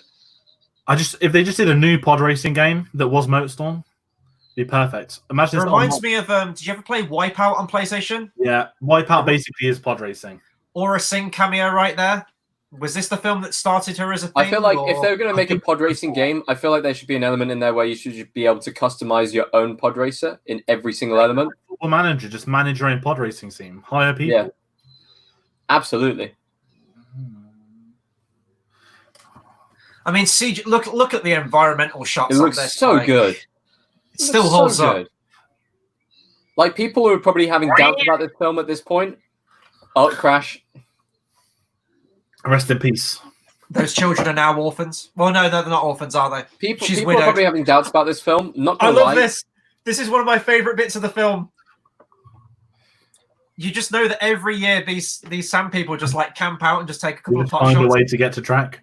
It's like this. The government won't go in. Like they won't get gypsies out. They're just too scared. Goodbye, Ben. He tried. He tried. I said it could be us. Rick Ollie could be the commentator. Ah, Chuba. I love this shot.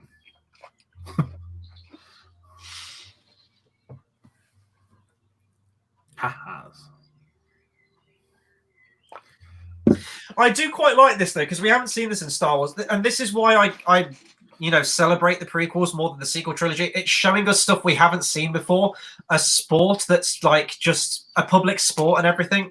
That's another crash, I guess. Oh no! I don't know. It's just Jabba just killing. So the only new thing which I could consider to be kind of new from the sequel trilogy, I guess, is the Festival of Light in Rise of Skywalker. That's the only cultural thing. That is the only cultural thing. Like, it's maddening. But you don't really get culture much in the originals. I mean, they created the culture. Yeah. Yeah, but I mean, like an event-wise, you just really have the pod racing. Yeah. I don't think Drinks on Coruscant count in episode 2. No. Little snake. See, like, this is extended footage right here. The CGI just does not hold up. Is this the bit where Anakin does like the crazy stuff around it? The CGI doesn't hold up on these scenes. So I'm wondering if on the extended footage they went in and redid the CGI and a lot of the theatrical stuff, but not this stuff. Oh my word, guys! I've just read the comments for the first time in a few minutes. Don't read them out. This I'm not. No. No one's crashed, guys. I think I've actually done us a good thing here. I think it helps. If this was the theatrical version, I think people would be dying a lot quicker than they are in the extended version. So only 3 do finish the race, like canon. See, look at these left to right pans. Like, if we'd have been drinking on these, this was going to be one of the rules. Every single time the camera pans from left to right during the pod race, we were going to drink. I feel like we should be saluting every one of these. I genuinely feel like we should be saluting every one of these. Oh, here's the extended scene. I salute the 2 that I honour. So was this in the theatrical version for the No, US it viewers, wasn't. or was this just on DVD? DVD onwards. Because I've got VHS, and these scenes weren't in my Yeah, VHS copy. Yeah, I never knew about this till I watched it on DVD. So were these specifically in the movie when it came out on DVD, or were these deleted scenes on the DVD? Oh, I think I'm not too sure. I reckon they were probably just added on. Bit of a Star Wars is coming to DVD with new scenes. I'd imagine it probably went like that. I feel like if they were going to have that, I feel like that could have been a time where they could have shown him using the Force. Yeah. See, this is kind of like the style over substance thing, isn't it? It's like, okay, this is going on, but what is happening? Yeah. We know what's going to happen, so we're just kind of watching this spectacle. They've said already that he's already like Force sensitive, highest midichlorian count ever, and stuff like that. But like, we don't really see anything until like Now. Yeah, until now. But like little hints of it maybe would have been nicer. Yeah, but maybe Qui-Gon's gone to like 10 different planets and watched 10 different kids die pod racing. Mm. Well, Oh, the famous last lap. No, but it's only one of them now, isn't it? Like, God knows how long it took them for the CGI in this film, like on this stuff. Like, Yoda or an Ewok? I mean, Yoda's 900 years old, so it makes him a bit noncy, so... I mean, even baby Yoda's older than all of us. I mean, Yoda probably... Which one comes up to the correct height? Is it an Ewok or is it Yoda? It's probably an Ewok, right? So I'm going to say an Ewok. Oh, no. I love this. Imagine like another version where it just plodded down and blew up. So I was always confused about that scene where it goes up. Can pod racers like actually fully fly through the air, or is that just because he went up on a ramp? He wasn't flying. He was falling with style. Did he crash it?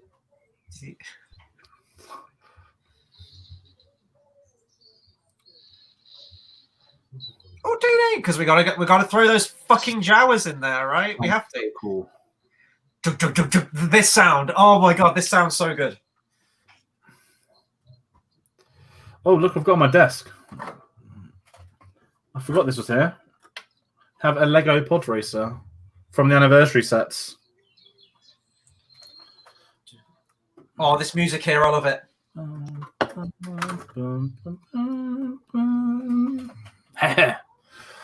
It's really hard not to like make the noises with the. I was watching Revenge of the Sith last week, and my sister's like, "Did you really need to speak the entirety of Anakin v. Obi-Wan?" I was like, "Yeah." Yes. I can like recite that like a Bible, and I shall. It's like Tourette's with me now at this point with the prequels. You know, you just can't help but say it. It's so, I don't know. My favorite is the original trilogy, the Death Star noise when they're pulling the guns.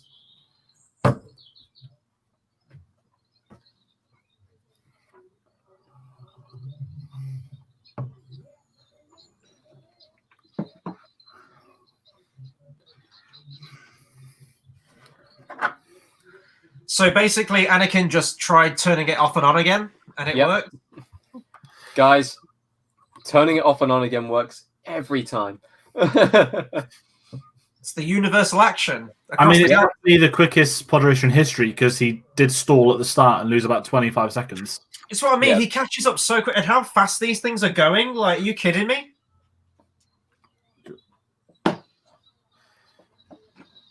Just doesn't.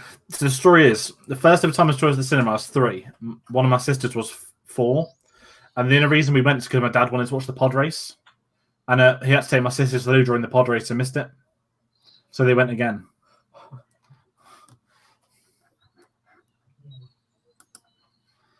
I distinctly remember the first time I saw this film at the cinema right here. I was bursting for a piss during the entire pod race as a kid. But I was so entranced by what I was seeing, I held it until the very end of the movie. And that says a lot about the quality of a movie if it makes me do that. Yeah. Oh, get ready, guys. Wow.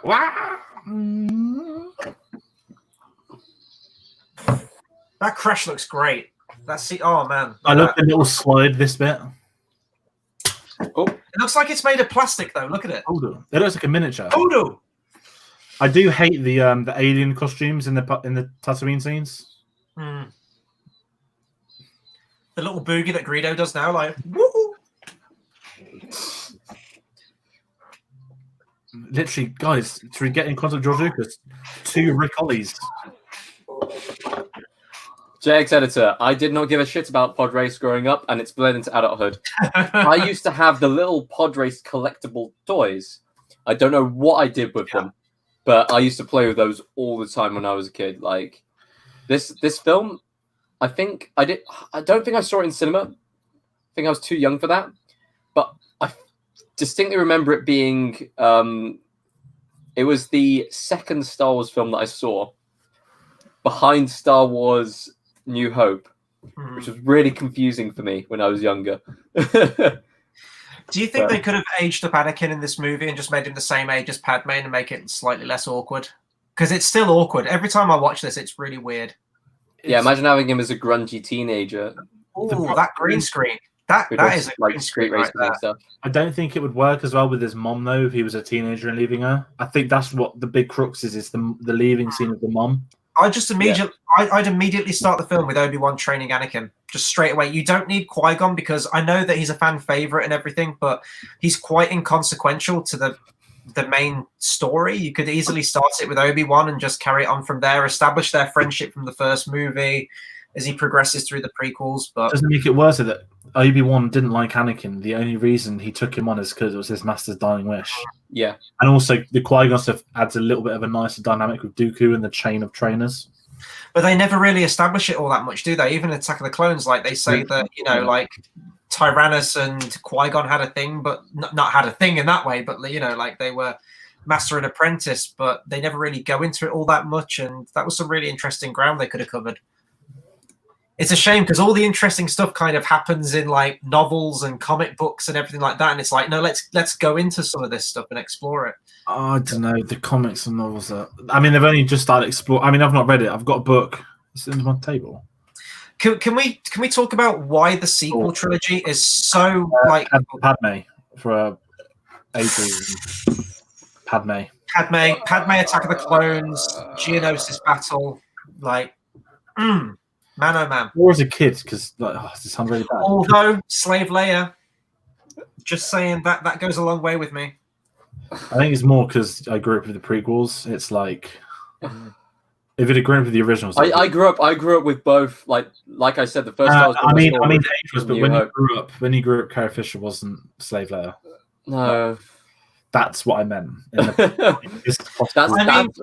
She technically was for me because I watched Phantom Menace first. Was the first Star Wars movie that I watched, and then I watched the original trilogy, 1997 special editions, and then I watched Attack of the Clones and Revenge of the Sith. But I would probably go Padme from Attack of the Clones, in all honesty. Yeah, I'd probably say the same. Yeah, I think Shimi's a really underrated character. The scene coming up in a minute where Anakin actually leaves is my favorite scene in this entire movie. I think it's acted perfectly. The music's perfect. I think it's some really good emotional stuff. Yeah. He can't just walk away as well. It's the whole attachment stuff coming in early. Do we think this... Sorry, I was going to say, do you think this movie would have worked better if Anakin was less of like the happy-go-lucky kind of character and more of like a Damien Omen kind of character where there was already some kind of sinister quality to him a little bit? Nah, because then it'd be like, who the hell was this creep? Why on earth would Qui-Gon want to help him? Mm. Be like, like Voldemort in the Harry Potter flashbacks. Yeah. And Tom Riddle's like, piss off. Like this stuff's great. Like everyone shits on this movie, and whilst it's not great and it's quite slow in some scenes, this stuff right here. People just pick this because it's the easy one to shit on. Yeah. As much as I love Attack of the Clones, Phantom Menace is superior. Like my least favorite Star Wars movies are like the sequel trilogy, like hands down, and like Solo. I think I've got a record saying that loads. Now, put it out there because I think there's a little bit of a break until a lightsaber gets ignited, which must be the next one, or it'll be Senate things. Jar Jar says Misa or something. Definitive order, I'd probably put 6, 5. Before you carry on, 6, 5, 2. Are these your favourites, or are these what you think's the best? To me, there's a massive difference. Yeah. 5 is inherently the best, but my favorite is 6. So I'd probably go 654, 3, and then it's a toss up between 2 and 1. And my favorite between those two changes every single day of the week. Okay, I think 2 contributes more to the plot, but 1 was the first movie I ever watched. I'd probably go 3, 1, 2, 3, 1, 2. Oh my god. Okay, 8, 9, 7. I guess. Well, I don't know. Counting Solo and Rogue One, or no. Oh, that's strictly the Okay, Skywalker let's just put this just to bed. Rise of Skywalker is now the worst Star Wars film. Yeah, no, I totally agree. Of all 11, It's weird. Honestly, Objectively, Rise of Skywalker made me appreciate Last Jedi more. And when a film makes you appreciate another film more because the film afterwards is so bad, that's a bad film. Hang on, this scene right here. Let's just take a moment for this scene. This seems great. I'm going to talk Last Jedi after the next 30 seconds because The music coming up in a moment is absolutely gorgeous. see, attachment.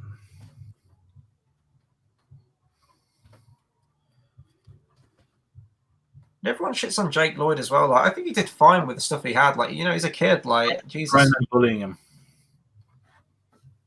He's not even the worst thing in this movie. Again, he's just an easy target for blokes to give abuse to. Mm-hmm. Oh, the music here. Jesus. He's got the one-strap guys here. Beautiful moment. Like, and this is what I mean. Like, you don't really, to me, you don't get any moments like this of just character in the sequel trilogy. It's just... Oh, there's moments in 8. It's nostalgia. There's bits, but it never really sticks the landing. That's my problem with 8. So, if I was going to rank them, right? I've put mine in the comments. JX has put his as well. He says 5, 8, 4, 6, 7, 3, 9, 1, 2. Is this best or favourite? There you go. That is, Best to worst, my he says. selection there. Right. So, Worst to best. best There you to go. worst. Okay, I'm going to type mine, and then I've done worst to best, by the way. I'm not allowed to. Oh, 2 lightsabers. Oh, 2 lightsabers. 2 lightsabers. By the way, warning for towards the end of the movie, Darth Maul does count as 2. It's such a great duel. This is shot great. Like, look at this. Like, oh man, Ollie, I wanted to see Rick Ollie's more of this back. fight. Ollie's back. They're engaged. Could you picture it? Qui-Gon swings left. I love that they deleted the scene of them fighting on the ramp because this just works so much better. Because you can tell it's Darth Maul jumping to land there.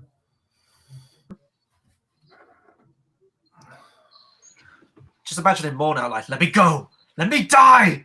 Like, I saw a brilliant meme. It was Ahsoka like, "What do you want with Anakin?" It cuts to more like, "I want to apologize for almost running him over when he was a boy."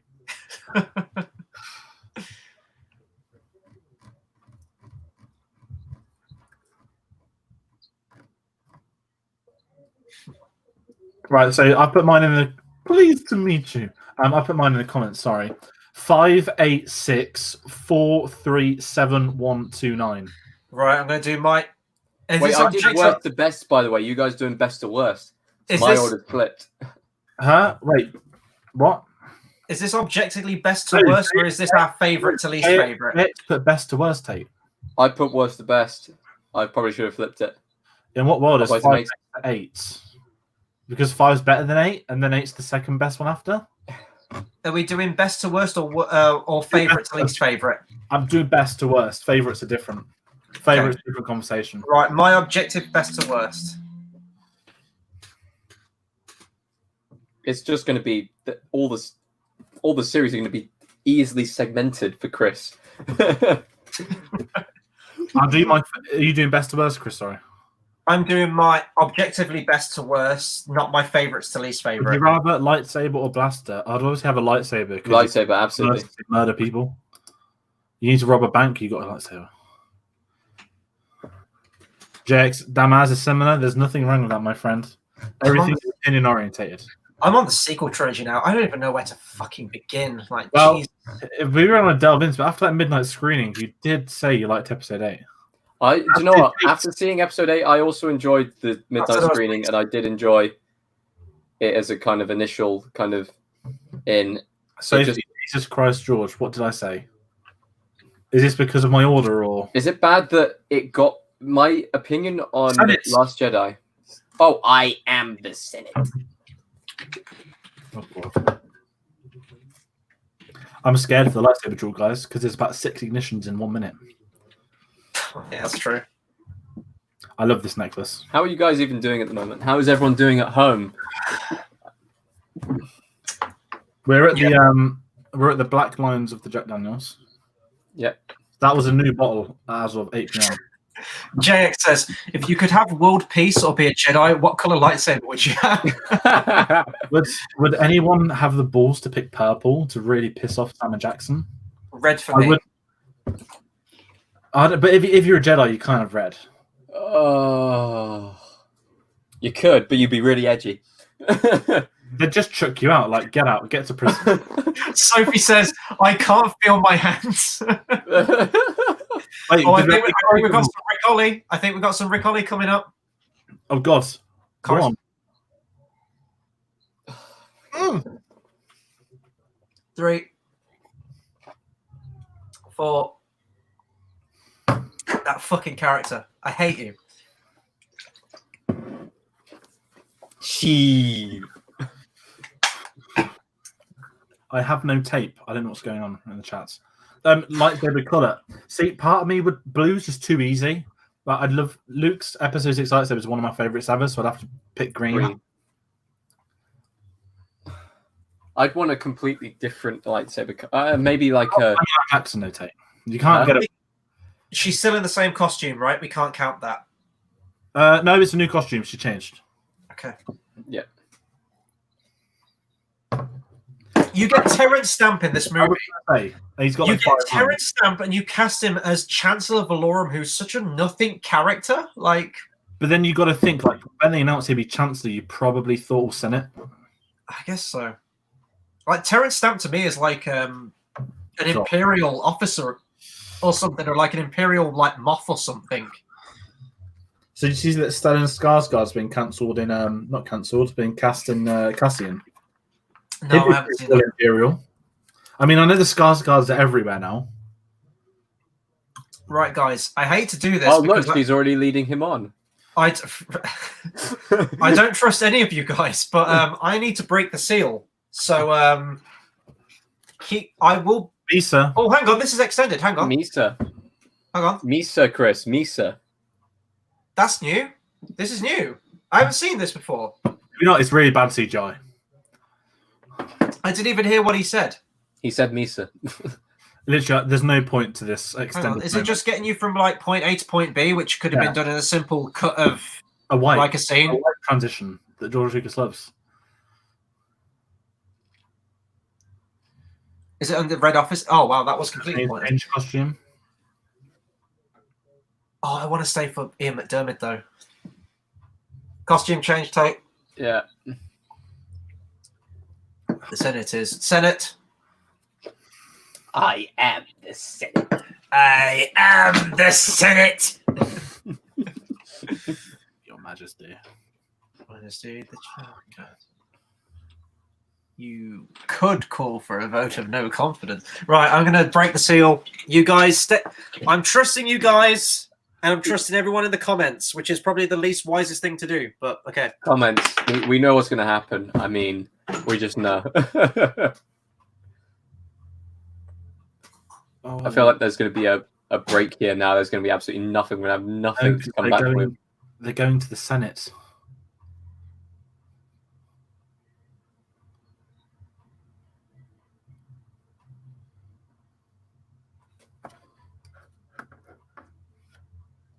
I mean, obviously, we're going to make him drink. Like, Senate, that is just straight up what's going to happen. One. Yep. Oh, God, I missed. Senator? We'll make him drink for that. He said Senate. She did say Senate. I am. 3-1, Chris 3. Mm-hmm.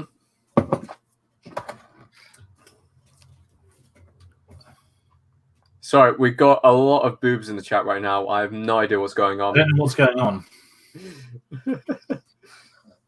Literally, I'm looking at the chat, and the only word on there is boobs. The Sith have been extinct for a millennium. Okay, Chris. Yeah. 3, and 2 of them were the Senate. Senate. So you have to say the Senate. Wait, what? How many? 3. 2 of them were I am the Senate. Plo Koon, rest in peace, brother. Did you know the worst? I am the Senate. The worst I guy in the am world is- the Senate. Imagine fighting that Jedi in battle. You could literally just chop his neck up. This is what I mean. This is what Red Letter Media said. He said, "How can some of these aliens? Could you have a hut as a Jedi Master? Like, I mean, he's not in Attack of the Clones, so let's just assume it was done. We got And all yeah, big the brain great- time over there with the Midichlorians. fucking elongated cranium. midichlorians." Midichlorians. Shout out to Yaddle, by the way, the Jedi Council, right there. So, you know, like with Baby Yoda, who is Baby Yoda? We don't know yet, but we know that they're a whole species. Yes. So, Yeah. depending on your cut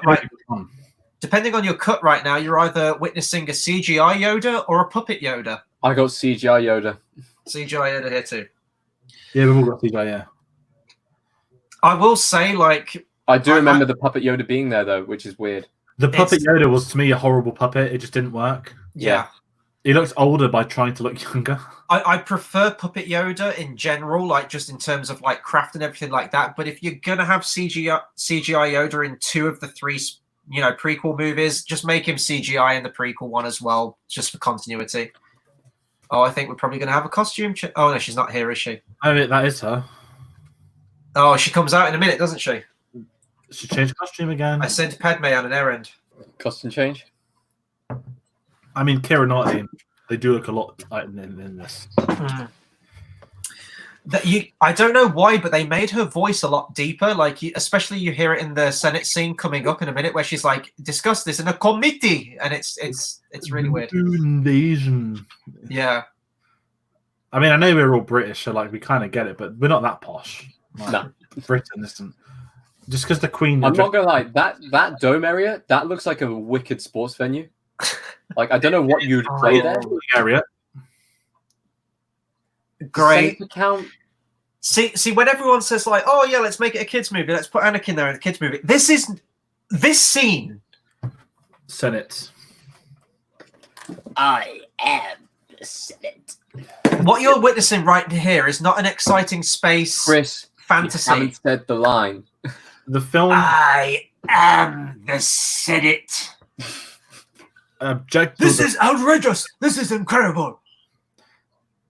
The thing is, the films need the politics because Yeah, but form into the dude, empire. this, like, I'm just watching this scene, like, duh, duh, duh, duh, duh, duh, like, come on, like, no. That should never be a line in Star Wars. Honorable representatives of the Republic. Oh wait, no. Terrence Stamp's line that comes up in a moment should never be a line in Star Wars. The best thing is when he bangs his head on the back of the chair. Oh yeah. The minister concurs with the Trade Federation. That yellow thing that's floating around it always reminded me of the thing from Flubber with Robin Williams. I need to break seal soon. Why didn't we add Republic as a rule? Because I. When we first, you know what? I actually feel okay now. Like we've, this line. That should never be a line in Star Wars. Right there. Oh, hang on, we've got committee coming up. Don't forget, guys, we've got the ETs as well. Why does she say that so weird? Oh, when she says a vote of no confidence in Chancellor Valorum's leadership, you hear a Wookiee yell, then vote now, vote now. Look on the left-hand side, you will see a pod full of ET aliens. Yeah. The next shot, now, vote now. It's the bang of the head. Oh, it's the one. Oh, there they are, on the left-hand side, bottom left. Massa Mattis always. Oh, Ah! Order. Do you remember that really weird deleted scene where Mas Amida had like a snake tongue that came out and it looked terrible? There's a UK politician who was he was head of the what's it called, head of House of Lords and stuff like that. He used to say order. I really want an edit with that in. Sophie says, imagine Star Wars completely voiced by Brian Blessed. I want to see that movie. Get him on an audiobook. That's weird. That just looks really bad. I don't know why. I think it's the unnatural lighting. No wonder Anakin wants to kill him. They just bring him in to basically reject him to his face. Like, they already know they don't like him. Are they going to talk about midichlorians here? No. No, I don't think so. Sorry, guys. I'm just practicing the next 3 minutes of the film. I don't think I need to drink. Yeah, I'm going to break seal. See, I don't agree with the Jedi. I shall return in 3 minutes. Cool. And there are no I don't agree with the Jedi here. They're like, ha, you miss your mother, you fucking 9-year-old, you pussy. Like, you shouldn't miss her. That's forbidden. How dare you miss your mother, you fuck? Like, it's like, goddamn, Jedi, Jesus. Okay, I feel like now, seeing as there is probably going to be a break in here, now is a good time to throw up the rules again for people who need reminding of them, people who maybe haven't taken a screenshot of them or anything like that. Now is the time. I mean, pause the video, cut back to live. So number 1, we've got every time a lightsaber ignites. 2, every time Padme Amidala changes costume. 3, every time pod race crashes. We're already past that scene, so you don't have to worry about that one anymore. Every time Jar Jar Binks says Yusa, Misa, or Weesa. Drink for every bigger fish. We don't have to worry about that one. Every time the words ambassador negotiation and Senate are mentioned, heavily. Rick Ollie's pretty much gone out at this point. Oh, Yusa thinking people gonna die. 2. Yeah, that's 2. Drink whenever Qui-Gon makes a disapproving comment. Hang on. Weesa warriors. Oh my god. Weesa got a grand army. George is missing out here. That's why Yusa no liking us. Weesa thinks that's 3 drinks. That's 5 if I count for George.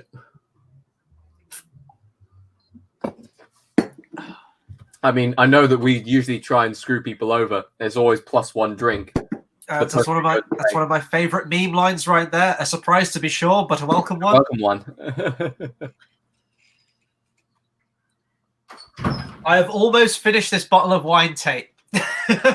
George, I know you think there was none there. I know you think there was none there, but there was actually 5 there. 5. Mr. Surprise to be sure.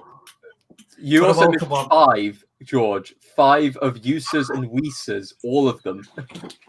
It was Misa, Yusa, and Weesa. Yeah. Yusa thinking Yusa people gonna die? 3. Weesa warriors. Weesa got a grand army. That's why Yusa don't liking us, Weesa thinks. And 5. Good lad. This, but I love. Because... Has she changed costume, by the way, since last time we saw her? Yes. She's wearing black now. I don't think Palpatine expected her to back off. This is the moment where he didn't see one thing coming. I love how Palpatine basically does the Willy Wonka gif where he's like, no, stop, please, come back. Senate. Oh, the Senate. I am the Senate! I love this. Look, they're roasting him in front of them. Look at that big head motherfucker in the background. No wonder Anakin's like, I'm going to fucking chop your arm off, you prick. Imagine like insert the Christian Bale audio from Terminator. Look, he knows he's the chosen one. He can hear him say it. Look at Qui-Gon just striking that power pose right there, like boom.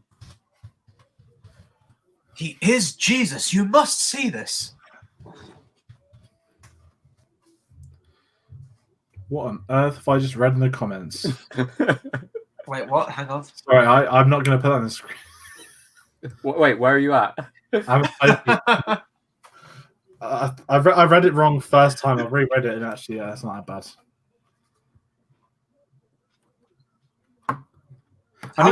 How does Obi-Wan feel about this? Because surely he feels like he's third wheeling right now. Like he's just. He knows he is.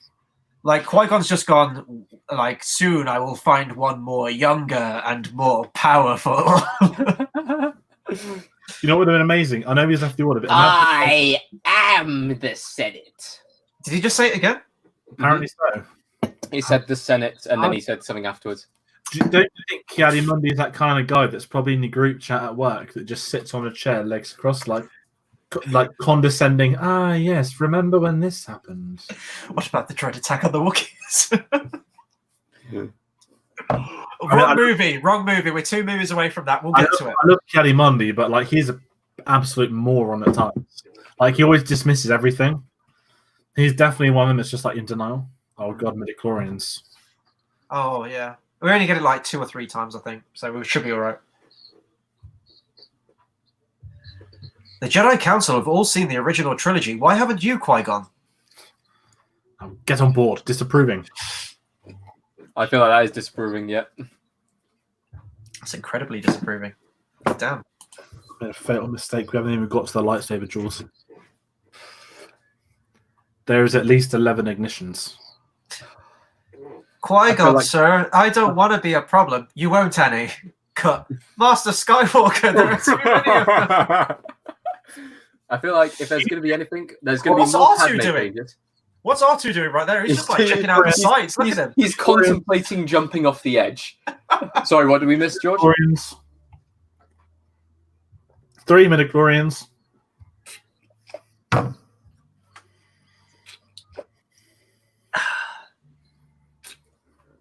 Symbiotes.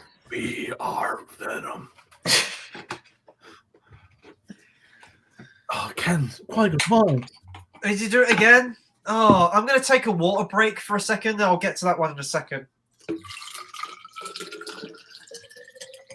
Yes, well, you see, Anakin, there were the gods on Mortis, the father, the daughter, and the son. When you learn to quiet your mind, you'll hear them. Padme's reminiscence. He heard the voices, all right, the wrong ones. Mm-hmm. Changed again. Yeah. Fuck's sake. Is Amidala just like, I'm feeling fabulous? Like, She's got wait, no, fucking Gok. She has Gok 1 in the back, just like, okay, costume change. this part of the film is so fucking slow. Good. My God. It feels like a blur. Like, what just happened? Oh, please give me some Nuke Gun Ray. Oh, yes. Gray says, water, question mark? Water.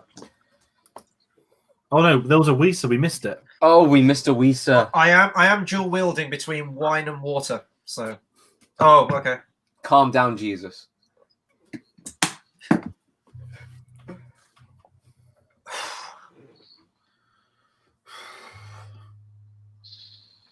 Considering I'm not drunk since the Christmas Do we party. get another? I think we get Rick Ollie now. He's back. You catch? Oh, I think it's this conversation. But the first one was, but this Oh, one. yeah, that's true. One. Is that the first thing he said? In the Costume entire film? change. Costume change. She was in that. She was in that. She was in She that. was in that. I just drank a second one. I get to take one off the next time we have to drink. There we go. That's fine. So they don't mean video call. Can you not just decline it? Oh. Misa, Your Highness.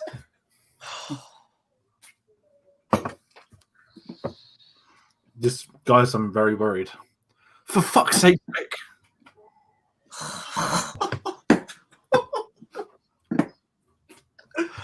I think we've had 11 in total with him. This is trumped. Oh, God. This is trumped Kingdom of the Crystal Skull when we had to drink for all 7 skulls towards the end of the film. I feel like, no, the thing that killed us in that was Ox. I always had a weird thing here with the CGI background. This looked weird to me, even as a kid. I think it's the lighting. Yeah, the sun's shining on their foreheads. I don't know why that has to be CGI. Why couldn't they just go to a forest? Because the forest looks real. I think they are in a forest, aren't they? No, you can see the I do blur want to around point them a out, little hold bit. on. This is something I haven't realized previously.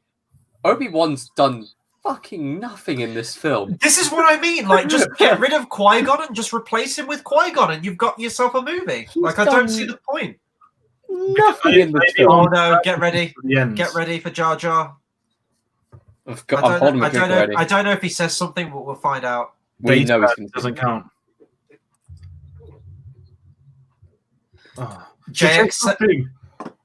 Oh, she has, yeah. JX says, "Don't say ox." Tate has now flashbacks.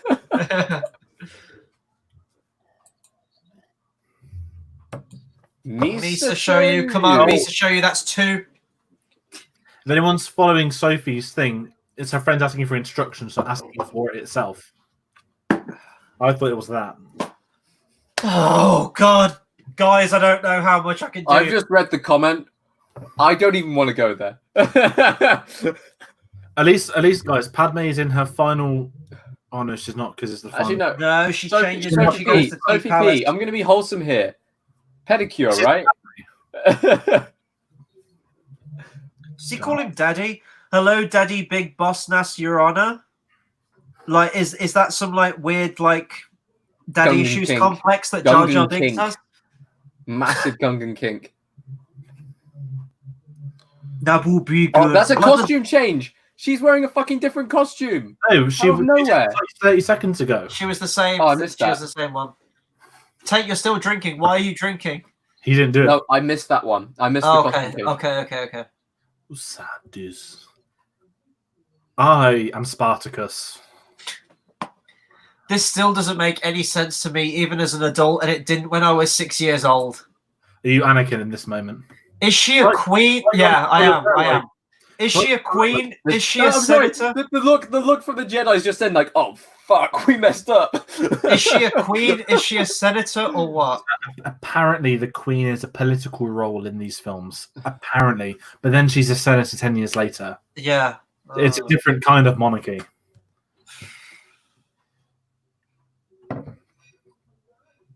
You say your humble servant.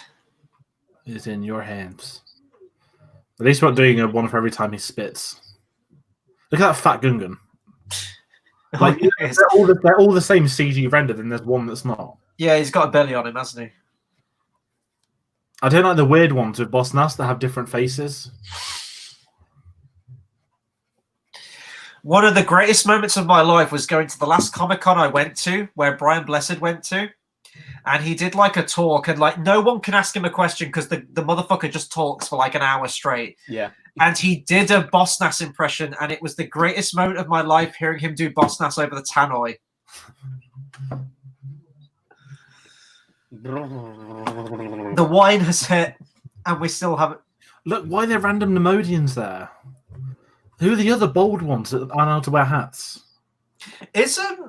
I just noticed that is Newt Gunray's hat the symbol of the Rebel Alliance? I just noticed that. Who's sorry? Yes, Master. They are coming. Where's it coming? All right.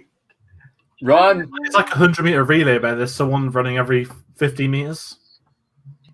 He literally just runs and says they're here. Could they have heard the Gungan shout that at the top of his lungs? Like, Jesus. We, sir, make you bombard the general. Bombard the general. I'm so excited for episode 3. I'm going to recite the entire final act. Oh, yeah. We'll pick a character each, like... Tate can be Padme. I'll be Anakin. I'll be Anakin, and George. You're going down a path I can't follow. Because of Obi-Wan. I'm just waiting for you. Liar! Robot. Let her go, Anakin. Let her go. I'm so excited. Can we just get to episode 3 now? Can we just watch episode 3 straight after this? Like, I'm ready. Should have just done like a 6-hour. I'm down. No, I mean, we'd have to cut down the rules. We'd have to have a set blanket of rules across all the films. That would probably include the changing of the planets and stuff like that. I mean, we may as well say we were talking about... We want to keep the watch-alongs going because we do enjoy doing them. And obviously, it's great that everyone tunes in and everything like that. And we do appreciate everyone joining in tonight. But the drunk watch-alongs, we have to respect our health and our livers. And we're probably going to switch it to once a month. So we might not do Attack of the Clones for another couple of months or whenever, but we are going to do all of the prequels. Rest assured, like we will get to them. And we're going to get round to it. It's just whether we do it one after the other, or maybe we have one as a break. It's good to get some variety. So we were tempted to throw up a vote for people to go onto our social medias and vote for the next one off a list of things that we came up with, ones that have been suggested to us or ones that we've come up with ourselves that we reckon would be good to do drunk watch-alongs to. But we'll inform you guys that. Is later. it fair for us to announce that we're going to do more watch-longs that aren't as drunk? Yes. Yeah. Just say that. I know I'm kind of said it in life, but I love the little crab thing. By the way, I love the little crab thing that it's like little miniature Palpatine on top of a crab robot. how small Darth Maul looks in this as well. I gotta wipe them out. Look at this. Love I it. mean, if I'd have been this age when this trailer came out, Oh, I was gonna say this was the first shot, wasn't it, in the trailer? imagine waiting 20 years. This shot, incredible. New species, everything. Yeah. I love the random bloke that's one job for war was to blow the horn on the hill. It's like the didgeridoo. Yeah. Okay, love it. I feel like this is a sprint finish here, and I have broken the seals, so I'm going to go to the toilet quickly. I'm going to take a drink for it. I'll take the penalty drink. Cool. But just make sure that I am there for the finale where it all kicks off and you're just drinking. Party invite. I'm sorry, but either we are or your friends are all under quarantine. Also, Sorry. I love this in terms of like full scale battle, like CGI battle. This like got in before Lord of the Rings and everything like that, for better or worse. But this level on Battlefront 1 was awful. Do you remember that on the first Battlefront game on PS2? 1999. Oh man, you've come stacked. Hang on, I'm going to see if I can find my Phantom Menace VHS. Hang on, give me a second. I can't lift my Mac up. Hang on, give me a second. All my Legos are like here for people. You keep count. You're manning the show right now. Oh shit! I need to know the rules, guys. If I missed anything, people in the comments let me know.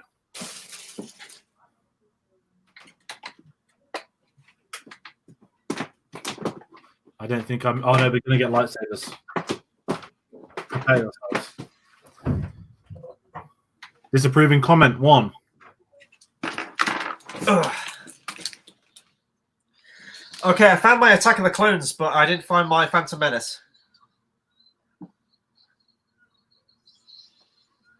Oh, two lightsabers. Shit.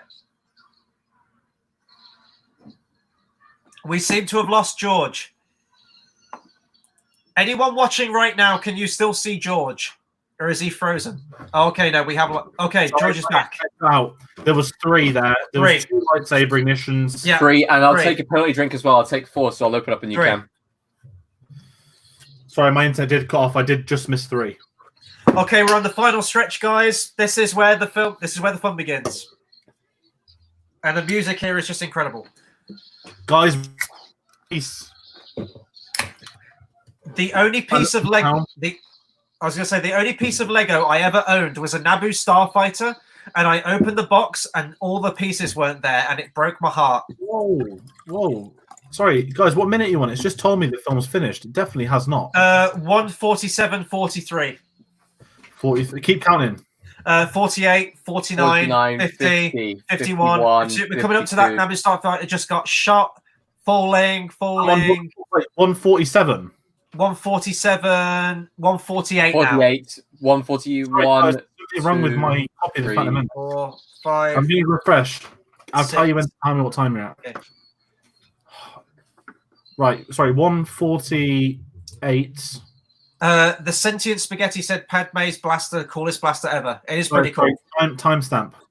1:48:21, 22, 23, 24, 25. You got it? Ceasefire.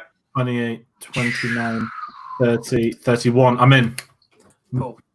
34, yeah? 35. Yeah, 35, Yeah. 36. Yeah, that's perfect. Steady. Right, so all my childhood Legos. Can I tilt the... Yeah, go for it. Oh, shit. See this box? There's like 30... Oh, that's heavy. Jesus Christ. I'm going through all the sets I had as a kid. At the bottom, there's a lot of Phantom Menace stuff. Naboo Starfighter, AAT tank. I will have a Lego Death Star in the next 2 weeks as well. Because I've just been like selling new sets, not the ones I had as a kid. Oh god, Rick Ollie's on commentary, guys. Activate the droids. I love this shot coming up in a moment. I think it was in the trailer. The one where it's like the camera, like the still shot of the camera and all the heads fold up towards the camera. I love it. Yeah, this shot. Oh, so good. It's like if IKEA did droids, like how they fit in like an IKEA trick. And they look great. I'm sorry, like the CGI still looks fucking great on these things. It's 3. The droid march theme, the Federation theme, is one of my favorites in Star Wars. I love the spread effect of the big boomers, like how they take about 10. Do you think Jar Jar could have redeemed himself if he actually stood up right here and was like a genuine general and like was heroic? And he's kind of heroic through his own like shenanigans and pratfalls and everything. But if he was genuinely heroic, I love that there is still conspiracy theories going out that he is a Sith Lord. I do love that Ahmed Best reprised him. Here we go. The greatest scene in the film. The scene Oh that my everyone. god! The scene that everyone watching this film waits for. Here we go. Here we go. You missed Oh, here we go.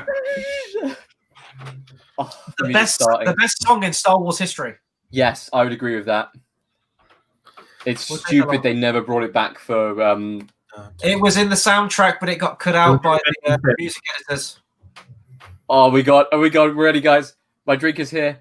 We got 4 drinks coming up. Get ready. We got 4 drinks. Droideka is so cool how they fold out. Like, love it. Here we go. We gotta do something, R2. Here we go. Here we go. 2 drinks for Maul. 1, 2. Oh, it's so cool. And 2 for them. 3, 4.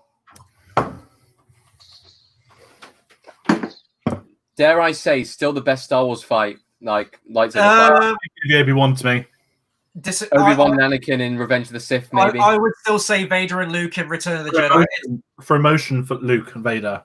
Here's the thing: if you just go for this fight means nothing. Maul is nothing, but it is by far the coolest. Yeah, I think it's down to the music, right? You put that soundtrack over anything, and it's cool. Oh yeah. You could put that soundtrack over Jar Jar pratfalling, and it's cool. The throne room in 8 to me is one of the most perfect scenes in Star Wars. I actually quite like the throne room scene. Actually, I thought the choreography. Nah, I'm gonna be the naysayer on that. The choreography was bad. Imagine if he's shot down there, directed by Lucas for all credit. That droid in that tank single-handedly saved the galaxy. Without even knowing it. I love how he pulled the drawer.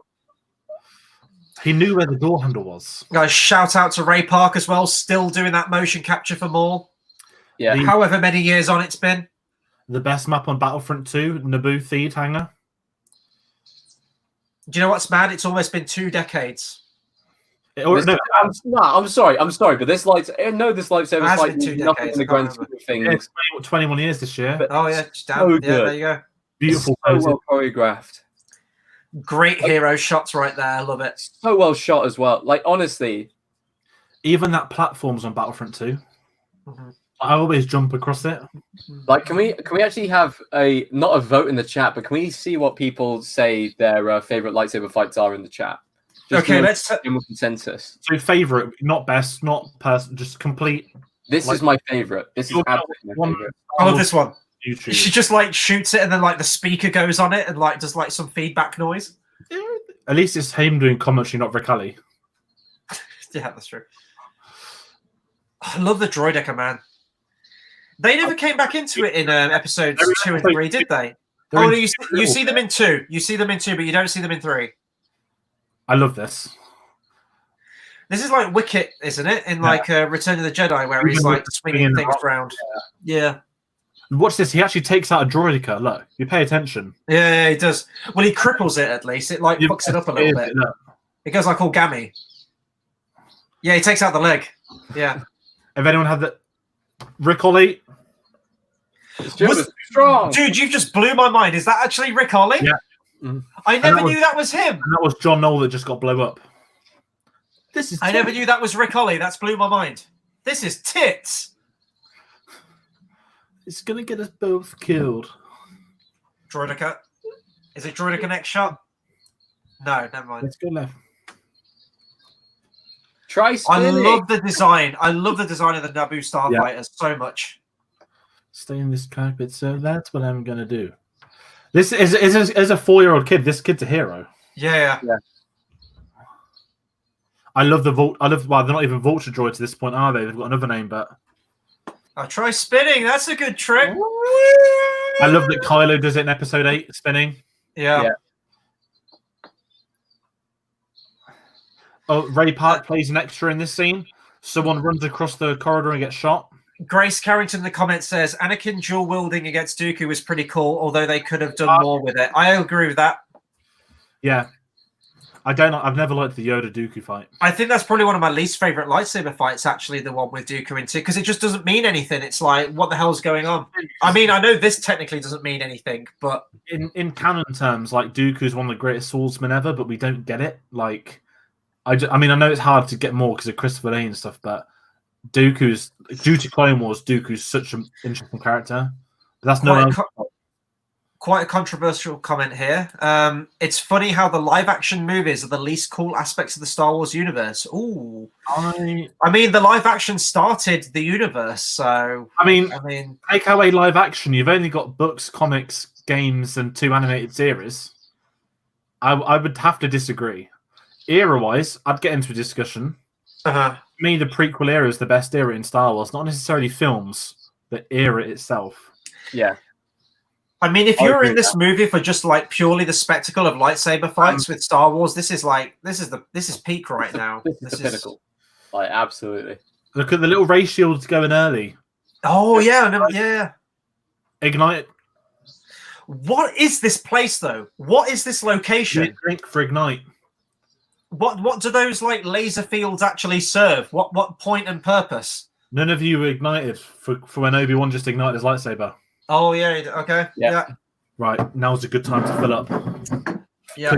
Shit's about to go down. And they decide, okay, look, the thing's closed, so I'm just going to unignite my lightsaber. Has anyone seen the video on YouTube where when they open, Obi-Wan just does like a force run and goes like falls straight into the hole in the middle? Yeah, I think you sent it to me. I can't remember. It's funny. Why did they all unignite their lightsabers? It's not like it's a battery. Oh shit! I may as well just unignite. No, it. but I like this. It's like Qui-Gon's like meditating and like you've got Maul who's like a predator, like stalking left to right, like pacing back and forth. He hasn't unignited his light. If he kept his lightsaber ignited, then that would make more sense. I feel. That he does it immediately though. He's like restoring his force right now, I guess. Yeah. There's nothing. I'm worried for the next 10 minutes. Next 10 minutes are going to be brutal. Me too. Yeah. Does he say this is... Oh, no. Big Boomer. Big Boomers. I love that there's a random sparkle in it. It's like an EMP grenade. This is what like Christian Bale had in The Dark Knight Rises. It reminds me of... you remember in Galaxy Quest, the beryllium sphere they have to roll? It reminds me of that. Just going back to like playing Battlefront 2, the moment you're like playing a Clone Wars era thing, and one of those what are they called, AT-ATs, the tanks, when one of them rounds the corner, you're like, fuck. Misa. Here, take this one. Woo, woo, woo, woo. I love this bit where you're like, woo. I hate the CGI. They've all got the same animation. Look. Yeah. Oh yeah, they have. Yeah, you're right. Always annoyed me. I never even noticed that. Once you notice it, it's you can't unsee. Yeah. Qui-Gon Obi-Wan practicing social distancing, and it cost one of them everything when he decided to get too close to another. They win this round. What? Round 2, fight. Like what? Fist fight, anyone? Queensbury rules. Like. I love his. Like, would you really do that in the ship? Spinning! Have we got This Is Pod Racing coming up now? In a minute. Joe, I can't wait for someone to be really, really ridiculously drunk at this stage and then see the ship spinning. That's going to be fucking with your head. Like, imagine like you're a droid and this just like guy that's trying to blow up your ship just rocked up, and you don't really know what to do. Wait, the ship overheated just by flying it? Can you imagine if you were just randomly in space and the Naboo starfighter just overheated and you were just... Oh, okay. Here we go, guys. Oh, I'm God. holding my drink. I'm holding my drink. Yeah. One. Right. It's going to be like 4 in a row, isn't it? 1, 2, 3, 4. Ah.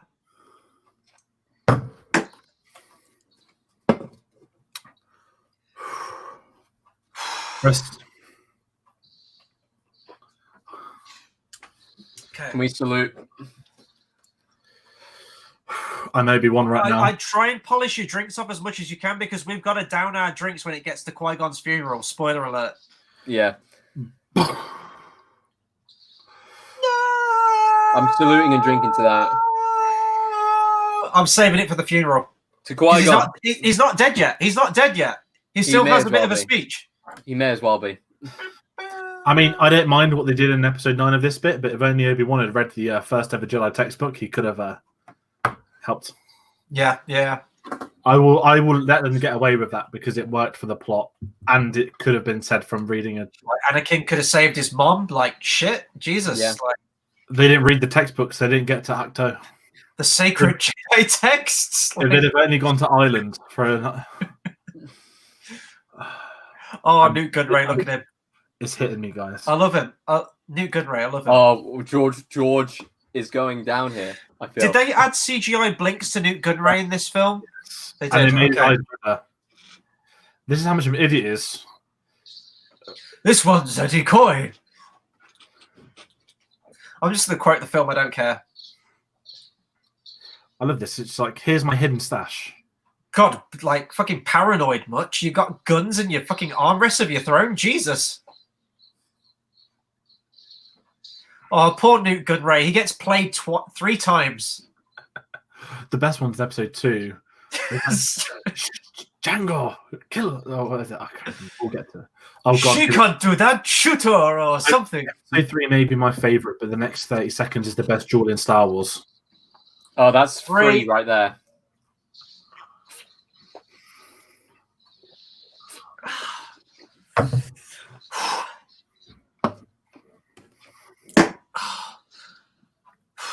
I'm torn between not wanting to drink and also needing to drink as much as possible. So when I down my drink, it's not as bad. I don't know how far away we are. I mean, we're less than 15 minutes away, so I think I'm good. Pure anger from Obi-Wan. Oh, I've got this in Lego form. Hold on.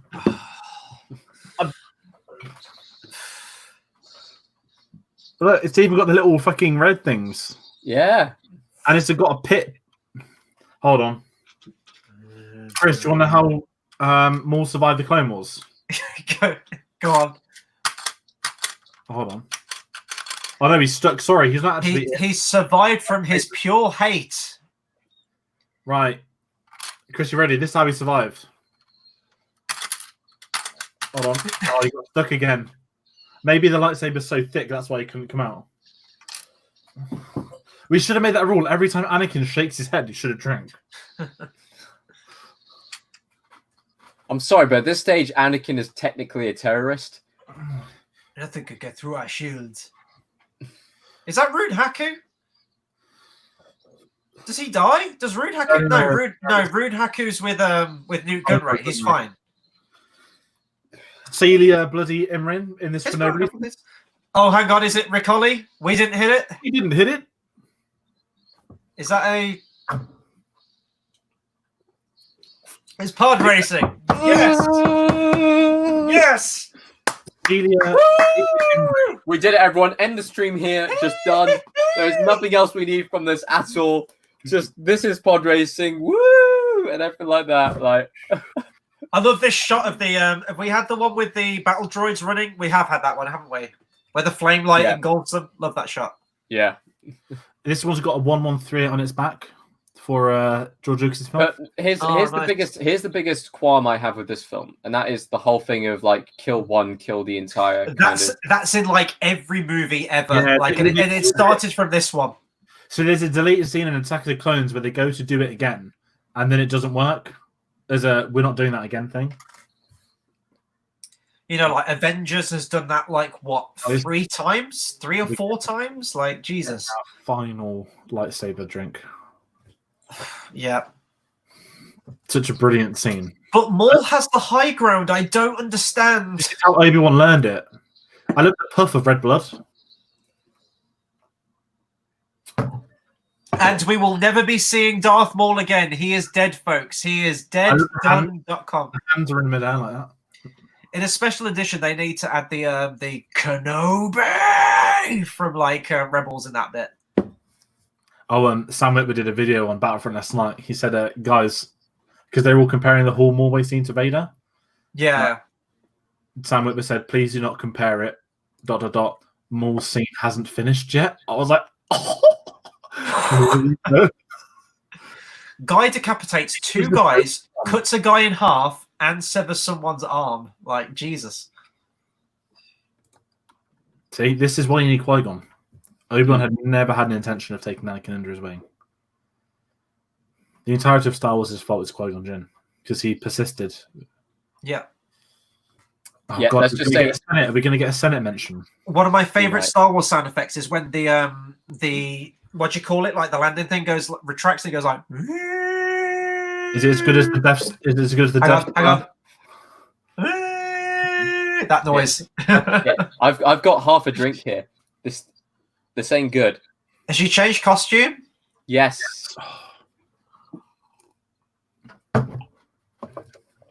Oh, it's fine. Lever the. Oh, boom! Yeah. That's cool. That's cool.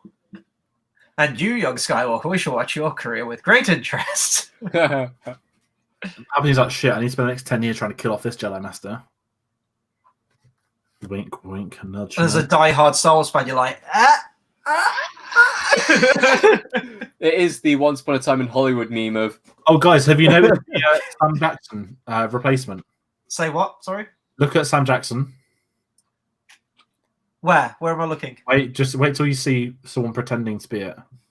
Oh my god, I didn't Oh, know. they cut away. So Is that a guy pretending to be C.O. Bibble as well? they use a double of Sam Jackson. It's nothing like Sam Jackson in that moment. Oh, I didn't see him. I Oh, CGI Yoda. I do not. It makes sense with the prequel. It does. They should have used a puppet though, and they should have CGI'd him when he fights, and then that's it. That would have been too much, I think. Grave danger. Oh fuck! We're almost at the end, but the wine has hit. We've got like less than 10 minutes left, but I know that there is more to come. You've got to down your drink. Chris, how far through your drink are you? I've got that much of a bottle left, and in terms of my drink, I have that. Sentence spaghetti. At least it wasn't a sky beam. That I agree with. Yeah. That's true. That started from Return of the King. So this started the whole, you take out one thing, you take all of them out. Return of the King started the beam in the sky. So you pick your poison. Mm. Oh, Qui-Gon's You're not funeral. We're going to down your drink. Rest in peace, Qui-Gon. Rest in peace, Qui-Gon. Oh, I shouldn't have down that wine. Go on, Tate. Yes. Oh. Oh, fuck. I don't think we need to drink again, do we? I think we're good now from the final shot. The final whatever. I can't. Bloody hope so. I can't down this. I've downed it. We've downed it. Come on, George. Come on, George. It's the last drink. I'm feeling that George. We like to drink with George because Padme George. changed his costume again. Padme changed his costume again, guys. No. Oh, she does. I need to. No. You're right. I'm going to pour a little bit. I We can't like to because I got to open up and you can't. I'm going to see what I can cobble together from all the previous. I'm going to take that sip.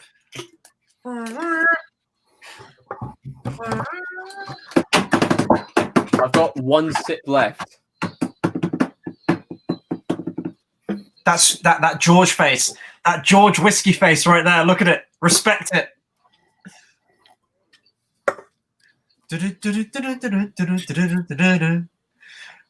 This is like when you graduated university theme.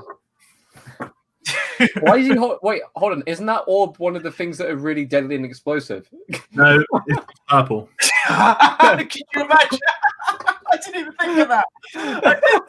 That's amazing. Just something. This is all part of Can you like the imagine Gungan plot to like usurp the monarchy and just like kill Absolutely. Amidala. Why didn't they CGI Yaddle? No disrespect. Look at that Yoda motherfucker, like there, whoever that guy is. There you go. Padme changed costume. I'm just gonna down my drink because it's the end. They look like the things that like you put your hands on and the electric goes to your fingers. Yeah, it does. Yeah. Free. Or does he say peace? Whatever.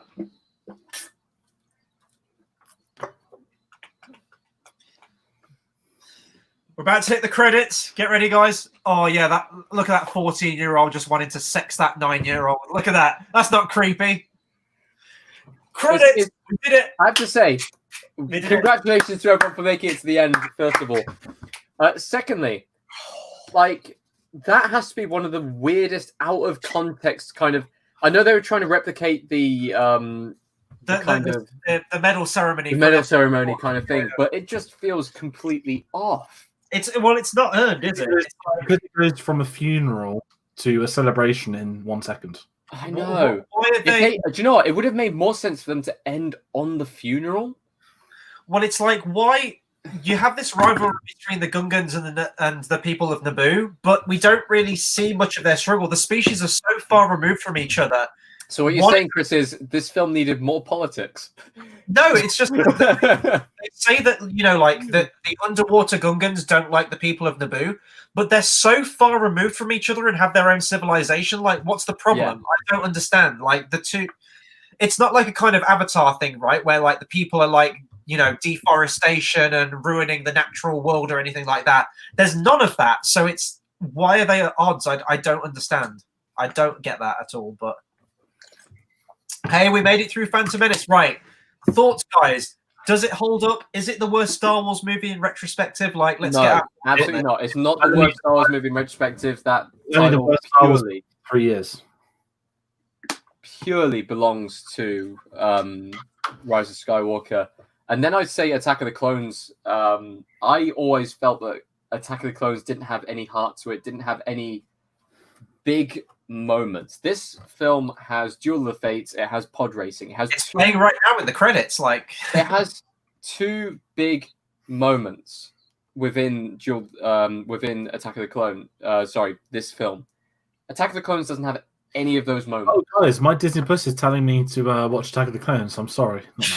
Not now. let's do it right now. Fuck it. I'm gonna like crack open the vodka. No. We will save it for the next one when we get round to it. But honestly, for me, like, Attack of the Clones doesn't have any kind of Star Wars moments where I look at it and go immediately, that it is one of the most iconic moments in the franchise. You don't think I don't like Sans iconic? What about Coleman Treeball? So I shall drink this Coleman right now. I don't have any drink left. How dare I feel like when we actually get round to doing Attack of the Clones, I feel like one of the things should be Anakin tries to hit on Padme. No, it's that'd Anakin, be one of the rules. It's Anakin creepy comments at Padme. Yeah. Yes. Yeah. Absolutely. Has that really terrifying stare smile where he's like, "Sorry, my lady." Yeah. Like, yeah. But anyway, I thoroughly enjoyed watching back through this. It's been quite a long time since I've seen back through this. Like, I know you guys go and watch through all the Star Wars films before going to watch the three previous films. I usually go through the entire Star Wars film catalog once every 4 or 5 years. Like, it doesn't happen ridiculously often. At least once a year. Sorry, But- we have a comment. From my sister. We have a comment from George. George is being called out. That's amazing. She's had her moment of fame. My thoughts on this movie. I completely understand the hate this movie would have got from die-hard original trilogy fans. It is completely so far removed from the original trilogy. In hindsight of Star Wars now, in terms of like the zeitgeist of like today, it's not the worst Star Wars movie by any stretch. I don't think it's a great movie. I think it's kind of narratively pointless when you get to Attack of the Clones. I think we could have done a lot more from the narrative in this movie, and it definitely does have its problems and pacing. Isn't it? But isn't it weird it's nostalgic to me. This is why I can accept this movie. The memes speak for themselves. It's the first Star Wars movie I watched which got me into it. So no matter how bad it is, I just naturally accept it. You know, it's George Lucas's Star Wars, for better or worse. It's George Lucas's Star Wars. It is the 6-film saga. It is the story of the chosen one, of Anakin Skywalker's rise, his fall, and his redemption. And I'm totally fine with that. The toys that I had as a kid, you know, I was very lucky as a kid to have all the merchandise I did. And I wouldn't change it for the world, this movie, or what came of it. You know, I probably wouldn't be a Star Wars fan now today if I didn't see this movie when it came out when I was 6 years old. So it's always going to have that reverence in my heart and that special place. And I just accept it for what it is. I know it's not great, but it is what it is, and I'm fine with that. I was going to say, like, I know that we did Indiana Jones last time. We're doing Star Wars Phantom Menace this time. But sometimes when you look at films, you look at them and you say, even for the films that are bad within their respective franchises, you say, look, it's only bad because we're comparing it against the rest No, of the Indiana Jones franchise. 4 was just abysmal anyway. Indiana Jones 4 is abysmal. We'll agree to that. The Phantom Menace is a fantastic Star Wars film. It's not the Star Wars film people waited 20 years for. Not a good film. I don't know. It's one rewrite away from it being a great film. I think it's good. Yeah, I reckon it's one rewrite away from being a fantastic film. The problem with this film was that the original Star Wars trilogy was a collaborative effort. You know, I know it was like George Lucas who wrote the original and everything like that, but it also had a lot of contribution. This was with like George Lucas as the forefront, like the one who okayed everything. If it had been more collaborative, I think this film could have come out very differently. The biggest issue with the prequels, I know, is Rick McCallum. Now, I'm not blaming him, but he could never say no to George. Now, obviously very different because George Lucas has far more power in 1999 compared to 1977. However, George Lucas in 1977 had Gary Kurtz to help him for that and Empire. And, you know, granted then, Gary Kurtz falls out of Lucas. Gary Kurtz doesn't work on Return of the Jedi. To me, Return of the Jedi is perfect, but it's very much the prequel mold of merchandise, characters, teddy bears, everything. I won't fault Phantom Menace because of its input on my childhood and everything else. But I will say that the one thing I will say about the prequels is that they are George Lucas's vision. And clearly the issue he's had across the early days of his career was that his vision could never get fully put out there because of studios, because of stuff like that. And, you know, sometimes it is good. If anyone ever watched wrestling, there's a guy called one of the writers in Raw in the 90s had like 100 ideas. 99% of them were terrible, but the 1% that worked were like the best ideas they ever took. He had someone to tell him no. Now, I'm not saying George Lucas is like 99, but I'm saying he was like 80% right. Sometimes he went too much, and Rick McCallum wasn't the right producer for Star Wars, and you can see why. Obviously, I won't really say the Clone Wars film had anything to do with it because that was very much a different department, different style. We're doing animation, but there's a different team on the Clone Wars compared to live action. And I think in terms of getting George Lucas, it went from George Lucas has his vision, he has his story, his character choices. He tells Dave Filoni, this is what I want to do. He then tells the animators, whatever, this is what George is going to do. That's how it seemed to work. And George Lucas famously said, you know, he offered Ron Howard. Ron Howard didn't want to direct these trilogy. He offered it to him. He also offered, who was it to? He asked Lawrence Kasdan to write them. Lawrence Kasdan passed on it. He obviously wanted to bring his familiar people, and it feels like he like confronts his fear that, you know, deep down he didn't want to direct these 3 films. He wanted to tell the story, but the issue with Lucas is trust, and clearly he didn't trust anyone else to do it. So it's a sad thing. But I do recommend watching the episode 1 behind the scenes documentary on the official Star Wars YouTube, which surprises me it's still out on there. It's very eye-opening, isn't it? It's like any documentary you get now, it's all rose-tinted glasses. You know, like everything was fine, everything ran smoothly. Like this, but the Phantom Menace one specifically, that was no holds barred. That was like candid camera on everything that transpired. It's amazing. Yeah. I'm watching it for the first time, and then Rick McCallum just puts his head down. Yeah, he's just watching it like in disbelief, like, oh god. Like, I don't think it's that bad. It's not put your head down in the cinema. I'd say it's like a solid like 5-6 out of 10 movie. If I don't like giving like grades like that, but if I was giving it, it's fine.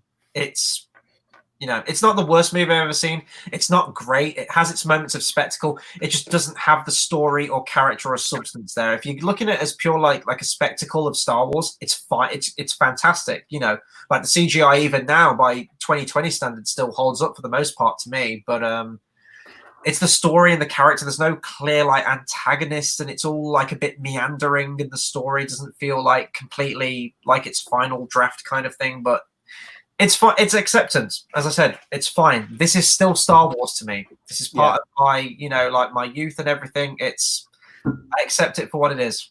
So yeah, when it's had an input and effect on your childhood, you will look at it differently. Yeah.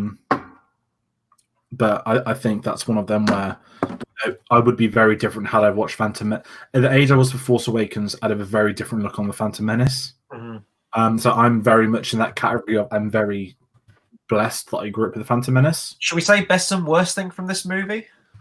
Best. Oh God, sorry. The worst thing about this film. Chance of the Warren. I don't know. I've never really. Worst thing about this film is the characterization of Jar Jar Binks. Best thing about the film: pod race and the final duel. Duel of the Fates, just straight up Duel of the Fates. I mean, without this, I wouldn't have watched F1, which is ironic because normally it'd be the other way around. Mm-hmm. Pod race and the duel.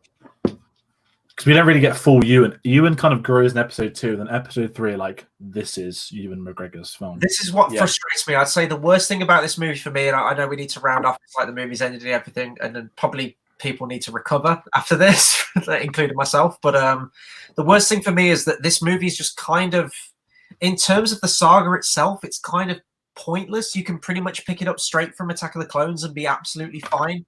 I feel like the wasted potential of this movie, it's quite frustrating in when it was set and everything like that. Positives, the spectacle, like the lightsaber fights, the pod race, everything like that looks great visually, and in terms of conceptual design and everything like that, it's second to none. And it does take the Star Wars saga in a different direction. It shows us new stuff. It shows us familiar stuff with Tatooine, but it also shows us a lot of like new aliens, new vehicles, and everything like that. New music, which I appreciate. But yeah, it's fine. It's fine. It's perfectly serviceable as a movie. But I think we should probably round up. We have a couple of announcements though before we round off. We do. So, guys, as it is going to be our channel anniversary, our 5th year anniversary on the 5th of May, the 5th of 5th. We are going to be doing an action movie quiz. Yes, this is hopefully going to be the first of possible many quizzes that we're going to be putting forward to you guys. This is going to be just an action movie based quiz based off various different topics within the action film genre, talking about the films themselves, talking about soundtracks, a couple of picture rounds and stuff like that. We're going to be putting that together on the actual date of anniversary on the 5th. We're going to have further details going out onto our social medias, which I'm going to pop up onto the screen now. So that is on Facebook, just type in Cinema Savvy, Twitter @cinema_savvy, and on Instagram also cinema_savvy if you would like to find out more.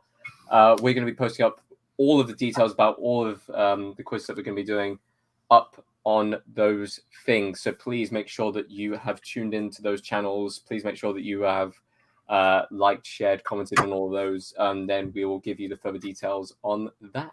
Yes, like we're all in lockdown. We're all looking for things to do. Watch movies, keep ourselves occupied, and we thought a quiz would be a great way. If you're a movie fan, tune in. There are simple questions, there are difficult questions. It is very mixed. Yeah, it's going to be good fun. So that's going to be Tuesday and Thursday next week. I guess we can announce both of them, right? So yeah, may as well. It's an action movie quiz on the Tuesday. On the Thursday, it's an animation quiz, and this is going to be going on for like the next few weeks. We're going to have different genres of film. So if you're a diehard movie fan, tune into them all and see how you do. If you just want to pick and choose which one we do, then that's absolutely fine as well. But it's going to be good fun. It's going to be something a bit different on the channel. And yeah, so tune back in on Tuesday for all of that good stuff. Brilliant, guys. Well, all we can say is thank you ever so much for tuning in. Make sure to like, comment, subscribe, hit the bell icon to be notified of various different things.